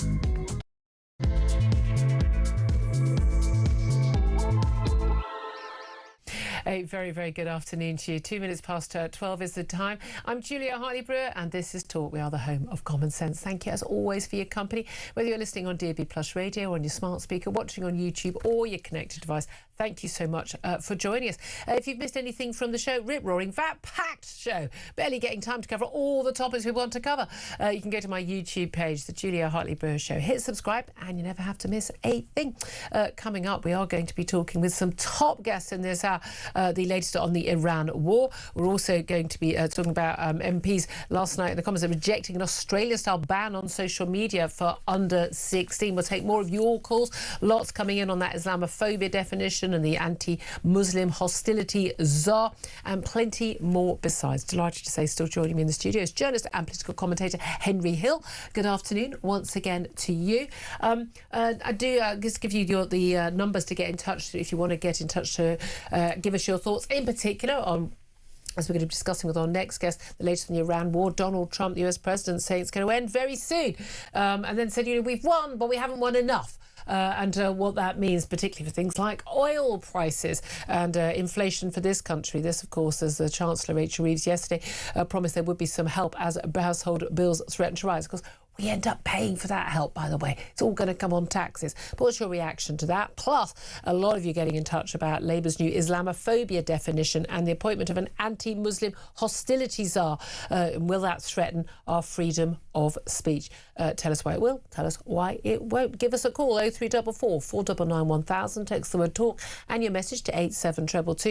You can also get in touch with us on X at Talk TV. Calls are charged at the national rate and text cost one standard network rate message. Right now, let's get straight to my first guest in this hour. Delighted to welcome the former head of MI6 Security Services, Sir Richard Dearlove. A very good afternoon to you, sir. Hi, Julia. Thank you very much indeed for joining us. Let's talk about what Donald Trump's had to say and what he's had to write, because he seems to say something that's slightly different every few minutes or every few hours. He said the war in Iran will end very soon. He said it's ahead of schedule, and he said we've won already, but we haven't won enough. We're talking about it, maybe it going on for a few more weeks. What from your knowledge, and you've still got your fingers in various security pies, I'm sure. What is the war likely to end very soon? Are we looking at just a few weeks, or could this drag on longer, as the Iranian leadership has suggested? I don't think we really know, and we certainly don't know listening to Trump. And I think he made this statement to calm markets and to force down the oil price, which has dropped quite significantly today. I mean, Hegseth, apparently the Secretary of State for War, we must now call him, is about to give a news conference. So maybe we'll started, actually. We'll get more of a clue from that. But, Trump's policy is to generate uncertainty. You're not sure what he's going to do next. So I think we shouldn't take it at face value. But the initial impact has been commercial in the last 24 hours, and I think that was the purpose of his statement. Indeed, and with concerns around the world. And again, Donald Trump facing those midterm elections in November over the cost of living concern. And we saw the statement from our Chancellor, the Exchequer here in the UK. The Iranian leadership, well, not that we've seen the new leader, supreme leader yet, since his appointment, the son of the previous Ayatollah, they've said, they get to decide when the war ends rather than Iran. Are you concerned that a can of worms has been opened and it's going to move out of control? Because that's a lot of, it seems the polling, the British people and indeed Americans as well, is suggesting that, look, starting a war that we don't know how it's going to end, we don't know what the outcomes are, we're not even 100% sure what the war aims are, what would count as success or not. Are you concerned, and where do your concerns lie? Well, I think there's a difference between what the United States want to achieve and what Israel wants to achieve. That's a fundamental problem. I mean, the Israelis just want a very weak Iran, which is not going to threaten the Middle East, not going to threaten them in particular.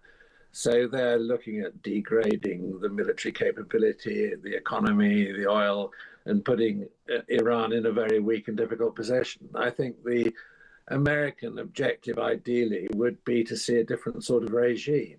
And I think the regime is in a very fragile state, but clearly it's not collapsing yet. I mean, the appointment of Khamenei's son is, doubling down on an extreme and very theocratic regime. But the idea that he's secure in that position, I think, is misleading. We'll have to see what happens over the coming days. But the problem inside Iran is there's no organized opposition. So the risks of a disintegration of the country are really pretty high. And there could be a successful outcome. I think the only way that might happen is if some Iranian generals from the military, not the IRGC, which tends to have a more nationalistic than theocratic reputation, split off from the government, and you get some sort of military initiative which removes Khamenei's son from power. But look, the chances of that happening are pretty small. It's a possibility. I don't think there's any other organization inside Iran which could throw the government over, unfortunately. No. Well, not with 650,000 IRGC, highly ideological, theocratic and heavily armed soldiers and police officers.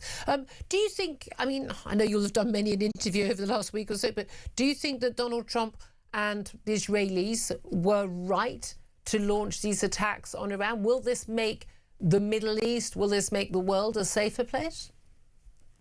Well, I think they were encouraged to do so by the Saudis. privately. I mean, the Saudis, I think, took a rather different position.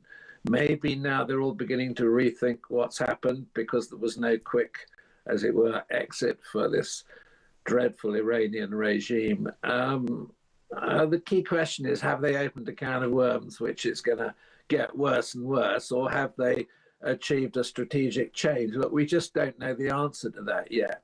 I think the disintegration chaos theory is probably at 75%, and the successful outcome is 20% or less.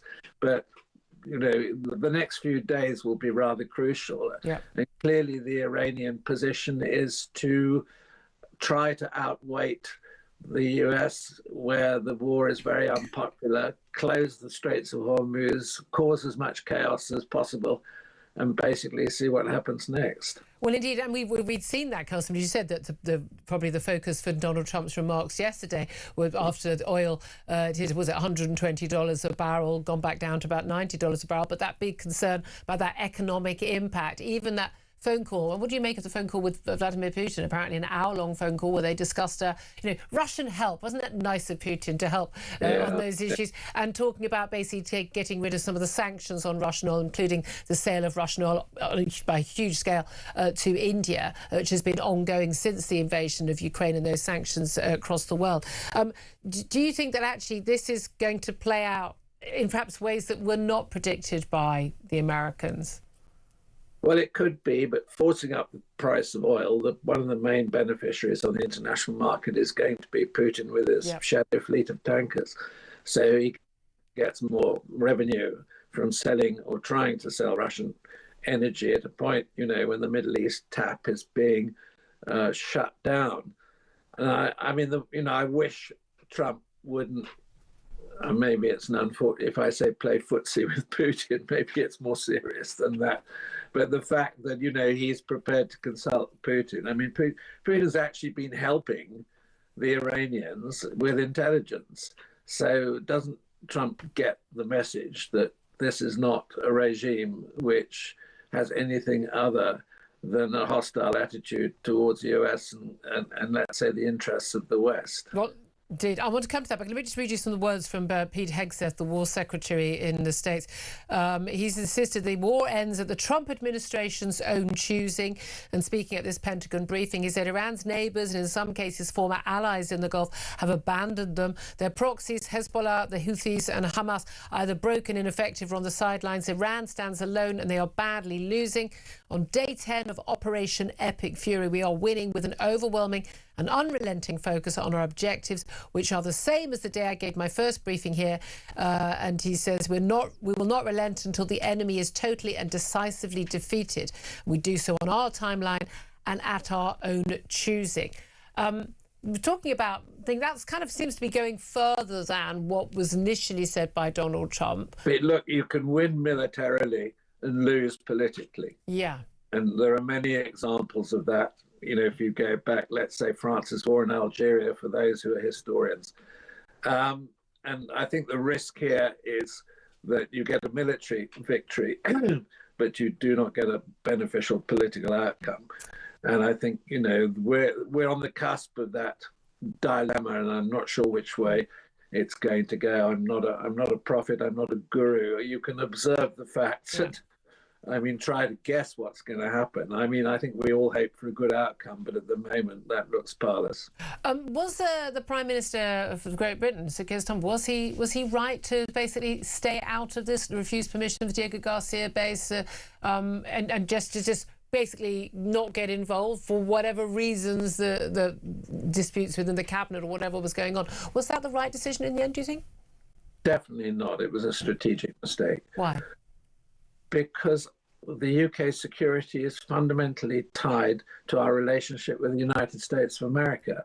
And he could have, as it were, allowed use of those bases without supporting the attack on Iran. We have a treaty, and, which we then, he managed to sort of change the dialogue by making a esoteric distinction between offense and defense. And 24 hours later, there's planes landing at Fairford and Diego Garcia is in use. But I mean, why couldn't he have the conviction and the confidence just to say right from the go, look, I disagree with the war, but our allies, America, are using their bases in the UK, and I have no intention of stopping that. By all accounts, his position is quite a popular position with the British people. Do you think there is an issue where we have a lot of people now who say, well, I'm anti-war, I don't like war, war's a bad thing, people die in war, innocent people, children in a school, you know, it's a bad thing. And that permeates our public discussion, it permeates all the media questioning and the like. Do you think that there is a problem in Western societies where, let's be honest, an awful lot of people just don't get the realpolitik of dealing with the threat from regimes like Iran? I'm afraid that is the case. And, you know, we're in a conflict with Russia. Russia believes they're at war with us.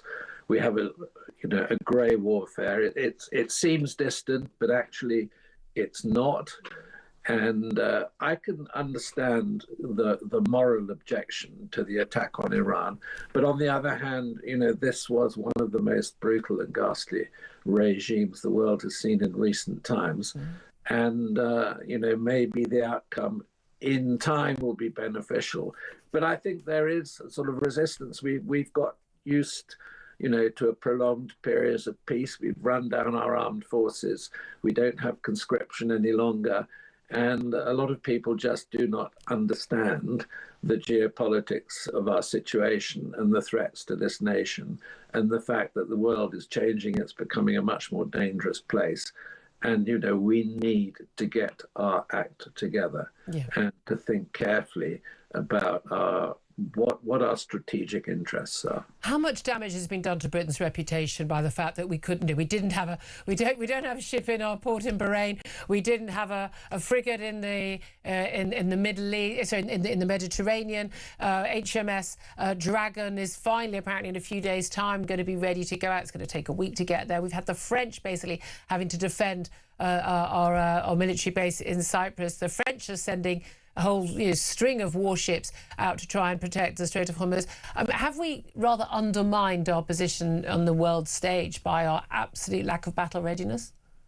Well, we've been delivered a severe lesson in the crisis. You find out what the problems are, which you might be hidden at other times. We have allowed the Navy in particular to be dreadfully run down. And the problem is ship maintenance. And there are a lot of, the vessels that the Navy had that couldn't be deployed because they're not in proper working order. All you have to look, if you add up the National Health Service, the welfare bill, and what the money that the government pays on interest on its debt, that sum is 7 times larger than the defense budget of the United Kingdom. And the first responsibility of a government of the United Kingdom is the security of the realm. And we have to, as it were, make some fundamental changes. And this government, and to be fair to them, previous Conservative governments have been seriously neglectful. It's the sort of Davos view of the world that you can talk about your problems, you don't need armed forces. This is complete rubbish. Times are changing and defence needs to be put first. I'm sorry to say it, even above the National Health Service. Well, again, that's, as you say, the first duty of a government. Can I just ask you just finally about the threats from Iran to us? I mean, not just people, Brits in the Middle East or to our oil supplies and to our economy from that, but actually the threats that we faced here on British homeland. So we're told that some of the security forces of authorities have managed to prevent some 20 Iran-backed, Iran-funded, Iran-directed terror attacks on this territory. There's concern now that Iran is activating sleeper cells within Western nations, including Britain, ready to attack. How concerned should we be about our safety here at home? Well, that's the way that Iran can hit us, through conspiracies to commit terrorism and we know from what the security have said about these sorts of plots over the past year to 18 months, 2 years, that there are cells that they are trying to activate in the UK. We just recently had an arrest in London, I think, of an ongoing investigation where they picked up, I think, 3 people of Iranian origin who were wrecking Jewish sites in London. Yeah, it's a problem. I think that we are fortunate that we have a very strong security service that has not been run down. And the intelligence and security community, GCHQ and my former service, I think to an extent are on top of these problems. But, you know, you have to be successful every day to prevent them. And that is a huge challenge because you're prioritizing between different targets, different threats, threat levels, individuals. And the people sitting on the desks have to make some very, you know, doing the analysis and looking at these issues, have to make some very tough choices. Where's the biggest threat coming from? Should they arrest someone? Should they let it run? So at the moment, I'm hoping that there's a team of very devoted and committed people looking at these problems and working out how to protect us. Absolutely. Great to talk to you. Thank you very much indeed. Former head of MI6, Sir Richard Dearlove there. Thank you for that. Henry Hill, always really interesting to hear from people who, you know what's really going on. I dread to think of the things that Sir Richard knows that we'll never know. We might, well, maybe we'll find out in 30 to 50 years, but the stuff that's happened that we'll never, ever be told about. And when he says, you know, we got to work on our defences, our security, we've had so many former defence chiefs, defence secretaries, you know, former security service chiefs, you know, explaining this, and that keeps us safe in our homes as well as on our borders and well as abroad, doesn't it? Yeah, and it's not even, you're entirely right, but it's not even just the secret stuff that the security services know, it's also just basic maths, right? The fact that we've got journalists now, generals now talking about conscription, right? Yeah. Politicians keep hating that, they keep trying to shut it down, but do you know why? There was half of Europe's got conscription. There was a report from the US Army War College in 2023, right, based on the Ukraine war, first big peer military war in a long time. They estimated that if the US got involved in a conflict of that intensity on the ground, 50,000 casualties in 2 weeks. Yeah. US military can't sustain it. Our military. They make you big. They've had Americans have had 7 casualties, and it's front page news. And we're talking about whether or not America will win in Iran. You can't properly win in the way that people are thinking about. You can't win a war from the air, right? No. So is Trump prepared to go in? I don't think he is. Well, it's very interesting. Pete Hegseth, the War Secretary, has just said, he said that American military intervention in the Middle East is not even close to the nation building under George Bush Jr. And George W. Bush and Barack Obama. He said the Trump administration will not let that happen. This is not 2003. He said this is not endless nation building under those types of quagmires we saw under Bush or Obama. It's not even close. Our generation of soldiers will not let that happen again, nor will this president. And he said this, who very clearly ran against these kinds of never-ending, nebulously scoped missions. Those days are dead. Instead, we're winning decisively with brutal efficiency, total air dominance, and an unbreakable will to accomplish the president's objectives. Basically said also we'll never allow Iran to get a nuclear bomb. But basically saying, you know what? I mean, and this is something that Donald Trump has said very clearly. And there's always been an argument for this, whether it's Afghanistan, Iraq, or elsewhere. It's like, you know what?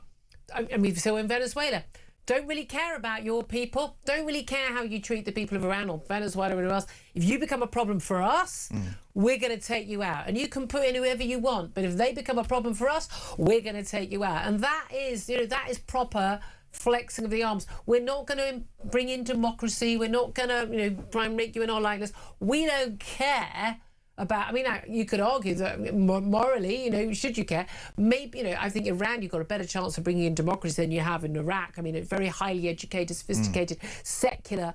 70% of Iran people are secular, you know, nationally coherent. You know, you've got, it's a very, very, very different kettle of fish than Iraq. But basically, it's not our problem. It's just not our problem. We don't have to see an ally coming up in the image of Britain or America. You just can't be our problem anymore.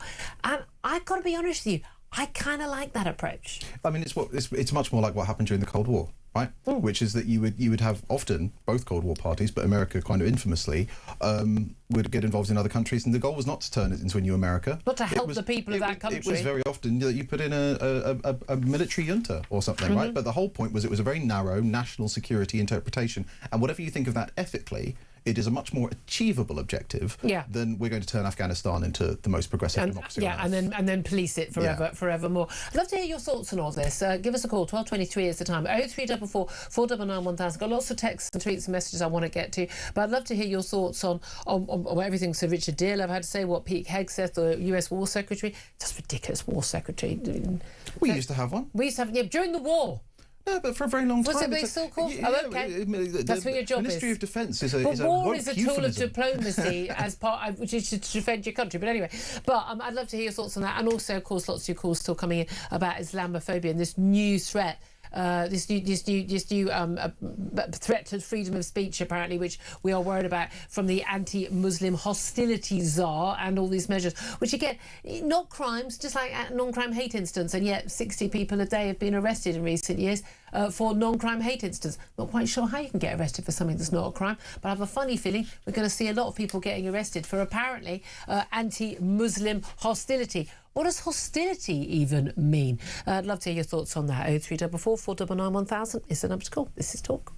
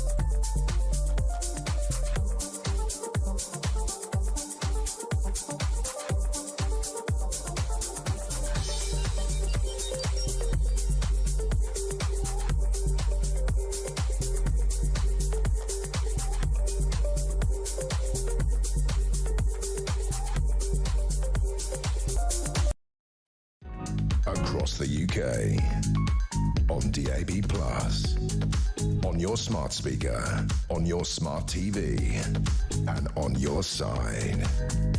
This is Talk.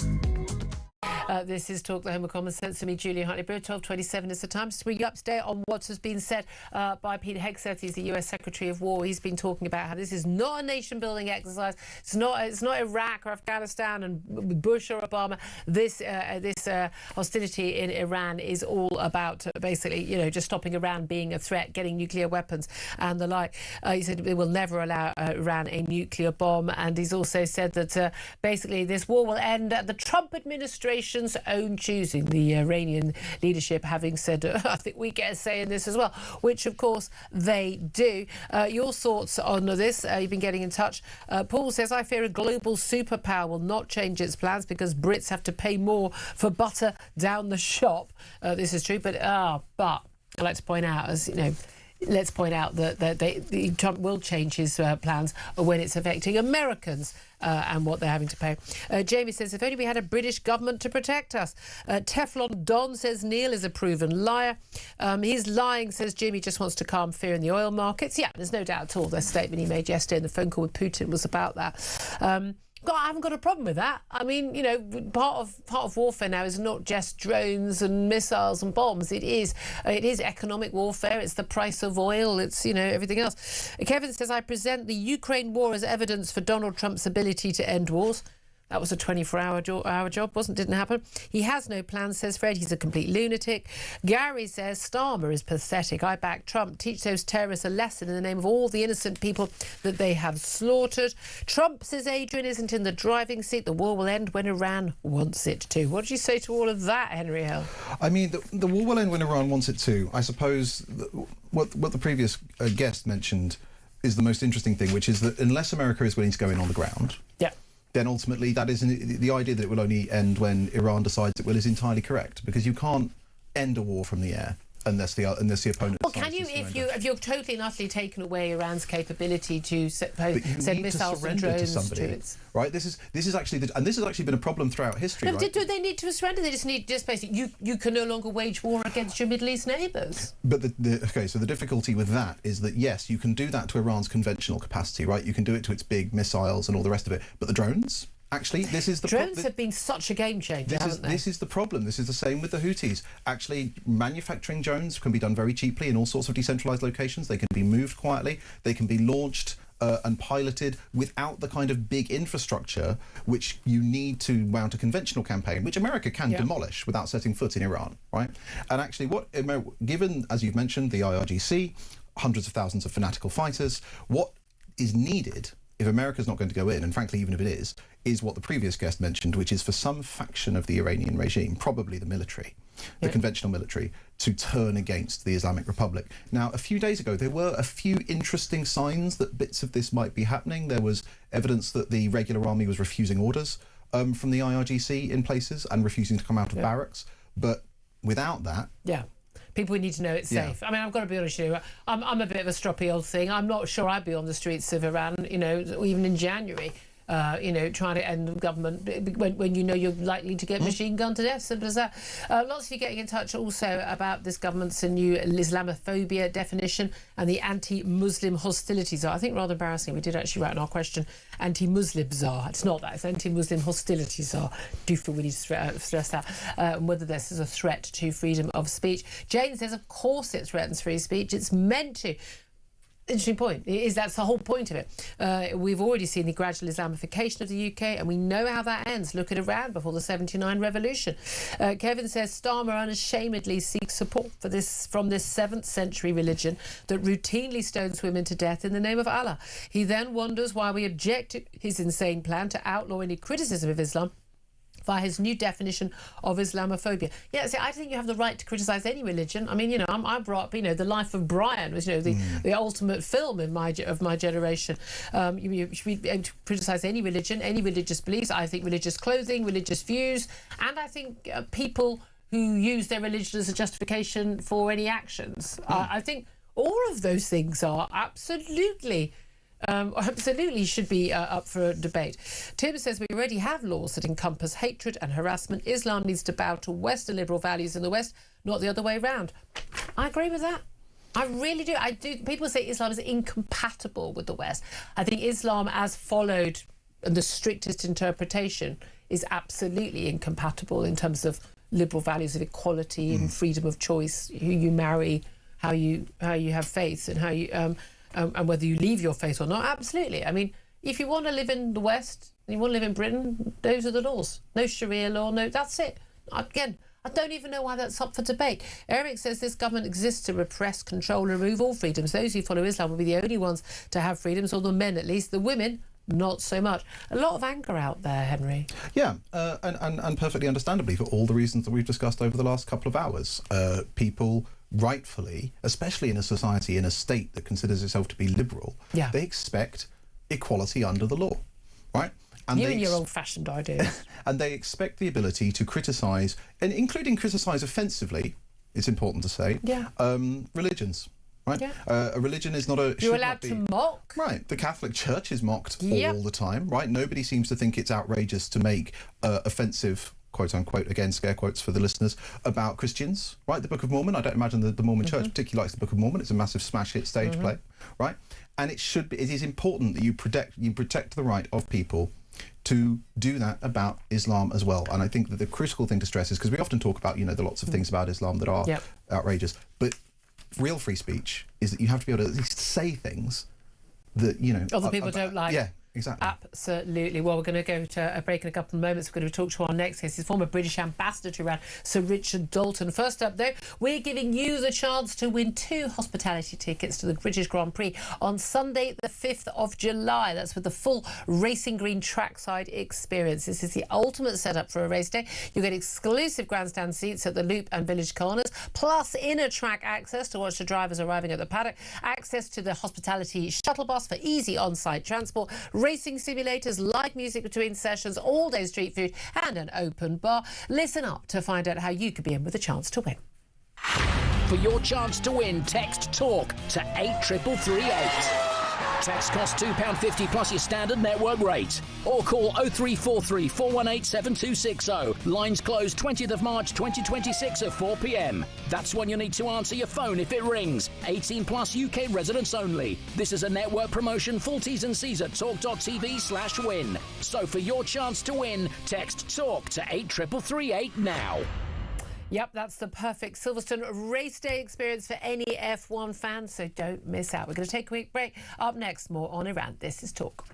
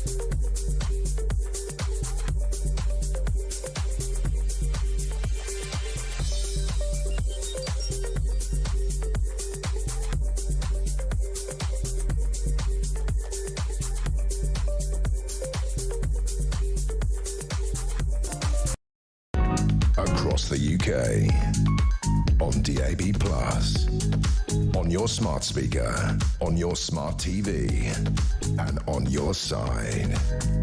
This is Talk.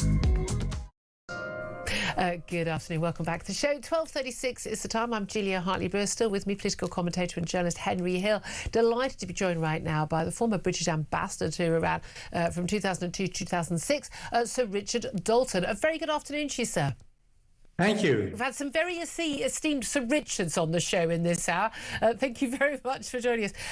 Just want to ask you, first of all, what you make of what Pete Hegseth, the US Secretary for War, has been saying, that war is going to end in Iran when Americans say so, at the Trump administration's own choosing. He said that Iran has made a big mistake by targeting its neighbours. I think many of them were rather surprised to find missiles raining down on them, UAE, Qatar and others.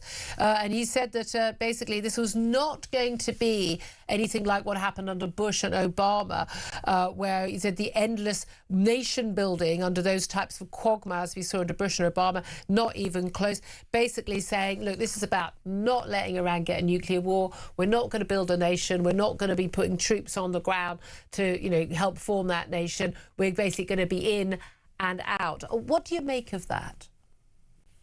Well, I think the world can do without this kind of yee-haw exceptionalism, this vainglorious that has, under Trump, attacked more countries than any other previous president. I think we need sober analysis. We need good plans. We need legal bases for action. I support the British government position on all those matters. And I don't know when this war will end. We get such confusing signals. One moment Trump says, yes, it's going to end soon. And then Hegseth says there's no date, it's going to end when we want it to end. The Iranians say, well, hold on, you attacked us. So we have a say on when it ends. So I'm afraid the present situation is one of confusion. The salient fact is, though, that the United States and Israel have set about destroying Iran. And according to Trump, that objective has been achieved. He said we have destroyed a country.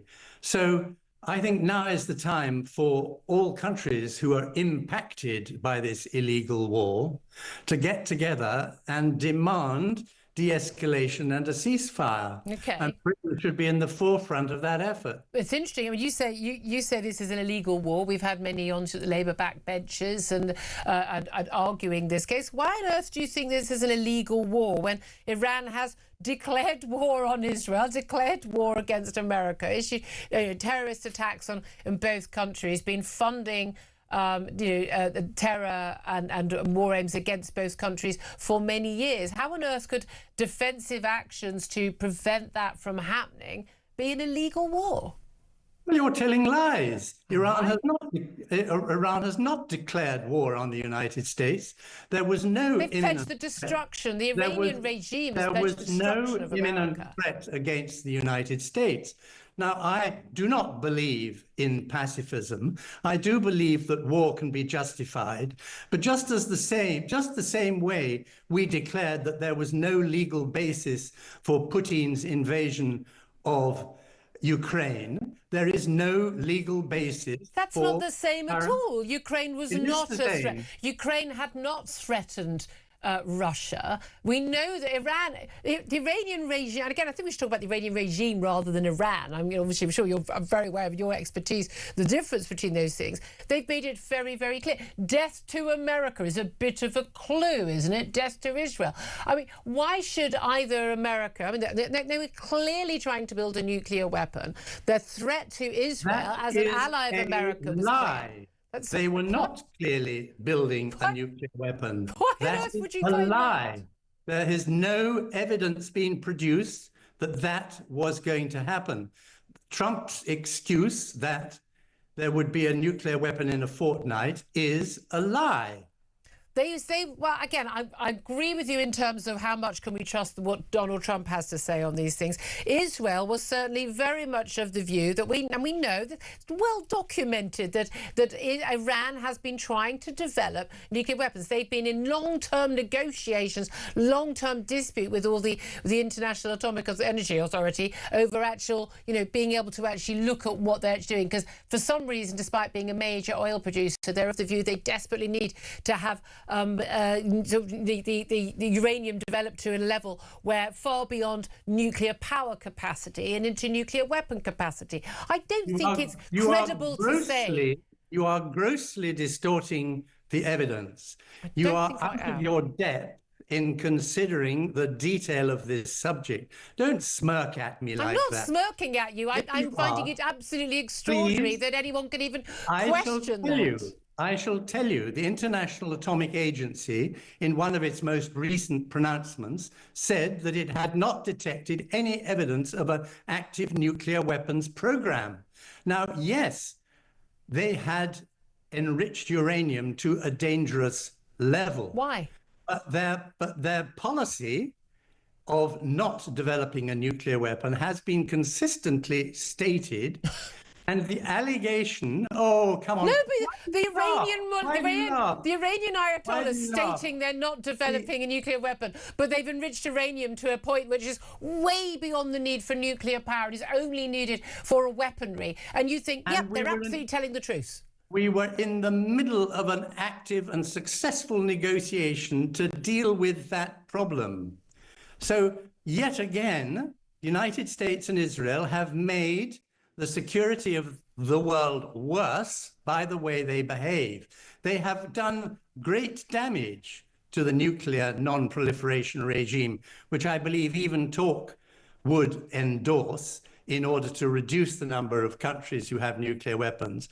But why do you think nations now are going to trust the United States' word? Why do you think they will be prepared simply to have conventional weaponry when they face such odds all over the world against their adversaries? They will go the nuclear route, like Kim Jong-un we know lots of countries in North Korea. Well, we know lots of countries have done that, don't we? History, that will be in history connected to the unjustified destruction of Iran on false pretexts. Okay. Again, I couldn't disagree with you more on all of that, but you talk about the destruction of Iran. Is it not the case that actually these have been highly targeted, military strikes? They've not been targeting civilians, and we still don't know the truth about that girls' school next to an IRGC facility, who was responsible for that. But I doubt very much it would have been targeted deliberately by the US force, unknowingly by the US forces. We're not seeing the destruction of Iran. That's quite the opposite from what we're seeing from reports, that actually these are highly targeted military targets, leadership targets, rather than the actual, the people themselves, their energy facilities, their water desalination and the like. You're just putting lipstick on the pig. The fact is, Trump says we are destroying Iran. Moreover, the gross environmental crime of attacking all those oil facilities around Tehran is but one example. They are attacking fire stations, police stations. 12 hospitals, according to the WHO, have been damaged. And yes, 168 children were killed, maybe by mistake. But they set out to provoke state failure in that country. What's wrong with that, given the state, the regime that runs that state? A state that has threatened the rest of the world, threatened its neighbours, threatens the existence of Israel and every Jew in Israel, threatened America, has been behind terror attacks and threats in this country, has been funding this, basic chaos around the Middle East for decades now, that slaughters its own young people in the street, possibly 30, 40,000, even more than that, simply for asking, to have basic civil rights and women not to have to cover their hair. Why wouldn't it be the moral and good thing to try and oust that regime? Well, they're going rather further than ousting that regime, are they not? They are trying to destroy the viability of the Iranian state. They are risking a breakup of the country into warring parties. They are risking leaving behind the Islamic Republic in a more ferocious state of mind. Now, I'm not justifying the 4 or 5 issues in which we have, and I personally conducted, actions against in connection with Iranian policy. But responsible governments have to look at the range of possible consequences and to decide whether what they intend to do is too risky or acceptable. Now, the first test is international law. The second test is whether you're going to leave Iran in a worse position and the international community in a worse position, as the United States did in attacking Afghanistan, Iraq, and Libya. The United States' record in the Middle East is appalling, quite apart from arming and conniving at genocide in Gaza. Oh, well, I'm going to end that now. Mr. Richard, we're out of time anyway. There was no genocide in Gaza. I'm genuinely, with all due respect to you, sir, I'm embarrassed. I'm embarrassed by my own government, although the government actually even admits, but a lot of the ministers, that a former British ambassador in Iran could claim that there was genocide in Gaza, when even the stats given by Hamas themselves do not even remotely suggest there was any attempt or certainly the achievement of genocide in Gaza. That's an absolute nonsense, with all due respect. I have a right of reply to that. Very quickly, if you could, Sir Richard. Your opinion is contradicted by a great many international, including Jewish experts in genocide. Yeah, there are lots of experts in genocide would say very different. It's a question of the effect. The point is, Iran was contained. This war was unnecessary. Okay. I disagree with that. I'd love you to come back. We've got a bit more time and we can talk a bit more longer about this. It's really interesting to do it. I say I wasn't smirking at all. I was just quite stunned by some of your opinions. But Sir Richard Holt, former British ambassador to Iran from 2002 for 4 years. Henry Hill, your response to what Sir Richard had to say? Which bit? I suppose the thing whenever I hear commentary like that is somebody's like, I'm not a pacifist and I support war in principle, but X, Y, Z. But then you actually listen to his objections and it's, well, how do you fight a war without hurting anyone, without blowing anything up? right? Like, this is not the 19th century. The Iranian military is not going to form up on the battlefield so that the Americans can form up and have a classical sort of Napoleonic-style battle. This is what war looks like now. Degrading the capacity of the state to resist is what warfare is. And when I think it's those objections which make me suspect, only suspect, obviously, I don't know his mind, that this thing about I believe in war being justifiable in theory is a smokescreen. Yeah, I think there are a lot of people who just think war's never justifiable. Again, and things are going to be messy. I think things will be a lot messier if the Iranian Ayatollahs set off a nuclear weapon in the Middle East. I'm sorry, I think that would be a bit messier, going out on a limb. And he said, you know, there was no direct imminent threat to the US. I mean, well, there is one to Israel.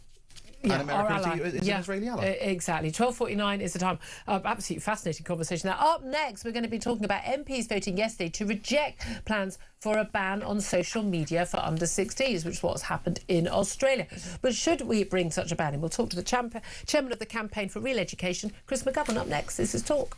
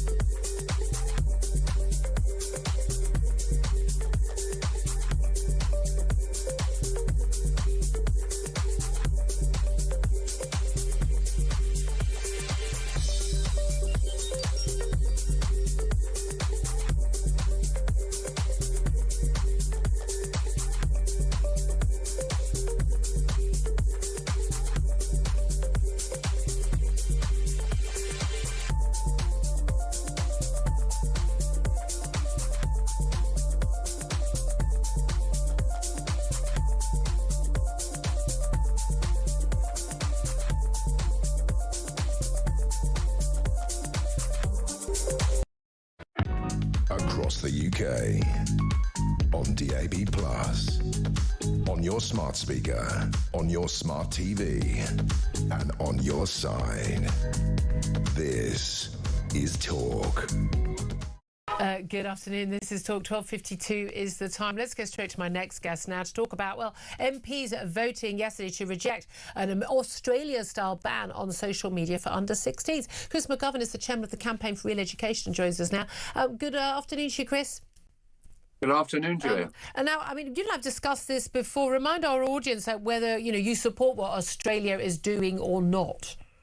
We very strongly support what Australia is doing, not just Australia, but 25% of countries around the world, including local neighbours like France and Denmark and so forth. So, yeah, we have a problem here of addiction, mental health, etc. And when people have an addiction, we try to break that addiction. But look, the House of Lords has already voted that we should ban social media sites for under 16s. And I'm sure when after they've exhausted every other possibility, the House of Commons will make the same decision eventually. But look, it's a slow process. They're slow learners. We're damaging our children. I mean, I would say we should have slow processes. General rule, laws made, knee-jerk are often not very good laws. But there was a lot of talk from the government there was going to be a wait and see. We'll see what the Australians do and see how that works out and how people can get around it. We've had organisations like, the NSPCC and others say, look, we're just concerned that children who are not allowed to go on social media, they're just going to go into darker, more dangerous corners of the internet. We're better off kind of regulating what they can see on these sites.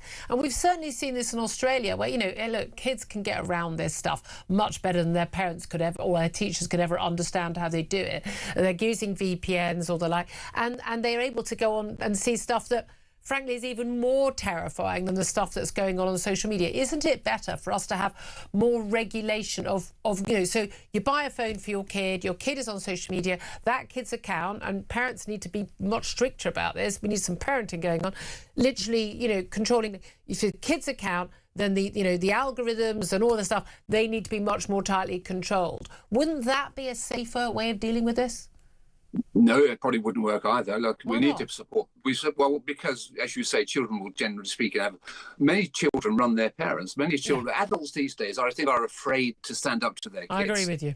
And it is also true, I think, that yes, you can ban things and the ban doesn't work. We ban alcohol for under 18s, and we ban murder. It doesn't work, of course, but it sends the right signal. And on the whole, it will work for most children. And the message parents want to hear, and this is what the Australian Prime Minister is saying, we need to back our parents. Parents need to say to their kids, look, you can't go onto social media because the law says you mustn't. That gives parents some backing. Yeah. If I had my way on this, I would ban ownership of mobile phones for under 18s. That would solve the problem. Yes, some would get around it. So when you see a kid on it, of course, a lot of parents want their kids to be on their mobile phones because it keeps them quiet. It does. That's the drug, isn't it? That is the danger, of course. We know that the mobile technology has many wonderful sides to it, but it also reduces human communication. Yeah. Scientists have shown us that the brains of children, the brains can be photographed, and they are changing. We don't know what we're doing in this area, but slowly the world is awakening up to the problem. We are damaging our children. It's a child protection issue, Julia. Yeah. And look, we can go over the top. When I say we should ban ownership, that's the big step, but it takes a lot of courage to do that. But that's at least a very clear signal. I mean, again, I'm with you in terms of, I think parenting is a big issue. I think schools that don't ban phones in lessons and the like, and there is this concern. I do think there's a difference between what we control and what freedoms that an adult has and what a child has. There has been that concern, though, that you have this sudden drop. Now, look, I don't agree kids being allowed to vote at the age of 16. Why? Because they're kids. They're not adults. But this idea that, say, suddenly at 16, right, well, now you can look at social media and now you can vote and now you can do all this. And actually, they're still not equipped at 16 to deal with it. But you've got this sudden cliff edge drop. But I suppose you could make that argument about alcohol and cigarettes and everything else. Yeah, exactly. I mean, children have to be introduced to these things eventually. But there's a real problem here. It is a child protection issue. And people say, look, it's really difficult to do this. Why should we not do it because it's difficult? We could stop children running into the middle of the road to hit by a car or a lorry, where sometimes parents will smack their legs for doing that. Yeah. It's in the children's interest. We must have confidence. Adults need to have confidence that children don't always know best. And as for the voting age at 16, that I think is absurd. We should raise the voting age, not lower it. I mean, we're certainly on the same page on that. But the government has said, look, they're going to wait and see what happens. They've got a consultation out. Do you think that eventually pretty much all Western countries are going to end up going this way? Bearing in mind that the bosses of the social media companies don't let their own kids onto these algorithms. They don't. Yeah, and this is the point I made many times. The bosses of the internet companies, they don't allow their own kids into it. Not just the Western countries will ban it. I think the whole world will move in that direction. There's a special place in hell for those people who can't make a decision. Read Dante. Inferno. One or two of your listeners might read that. Those are the people who just chased the flag. They couldn't make up their minds. They're damned forever. Okay. Chris McGovern, Chairman of the Campaign for Education, thank you very much. Never sits on the fences on Chris. Henry Hill, I mean, what do you think of this? Because my only real concern, I really think kids need to be protected from this stuff. I don't know why we can't make the social media companies be more responsible, even for adults, but I also want to protect freedom of access and freedom of speech for adults. And that is, of course, the danger is once you set up these mechanisms of control, which are always justified with the most sympathetic possible children, case, then the tendency to use them is always there. The mission creep, you'll end up with controls on everybody seeing stuff. And again, then you don't get discussions about things like COVID or masks or lockdowns or trans people not actually being the sex they claim to be, climate change. I mean, this is the thing. People say social media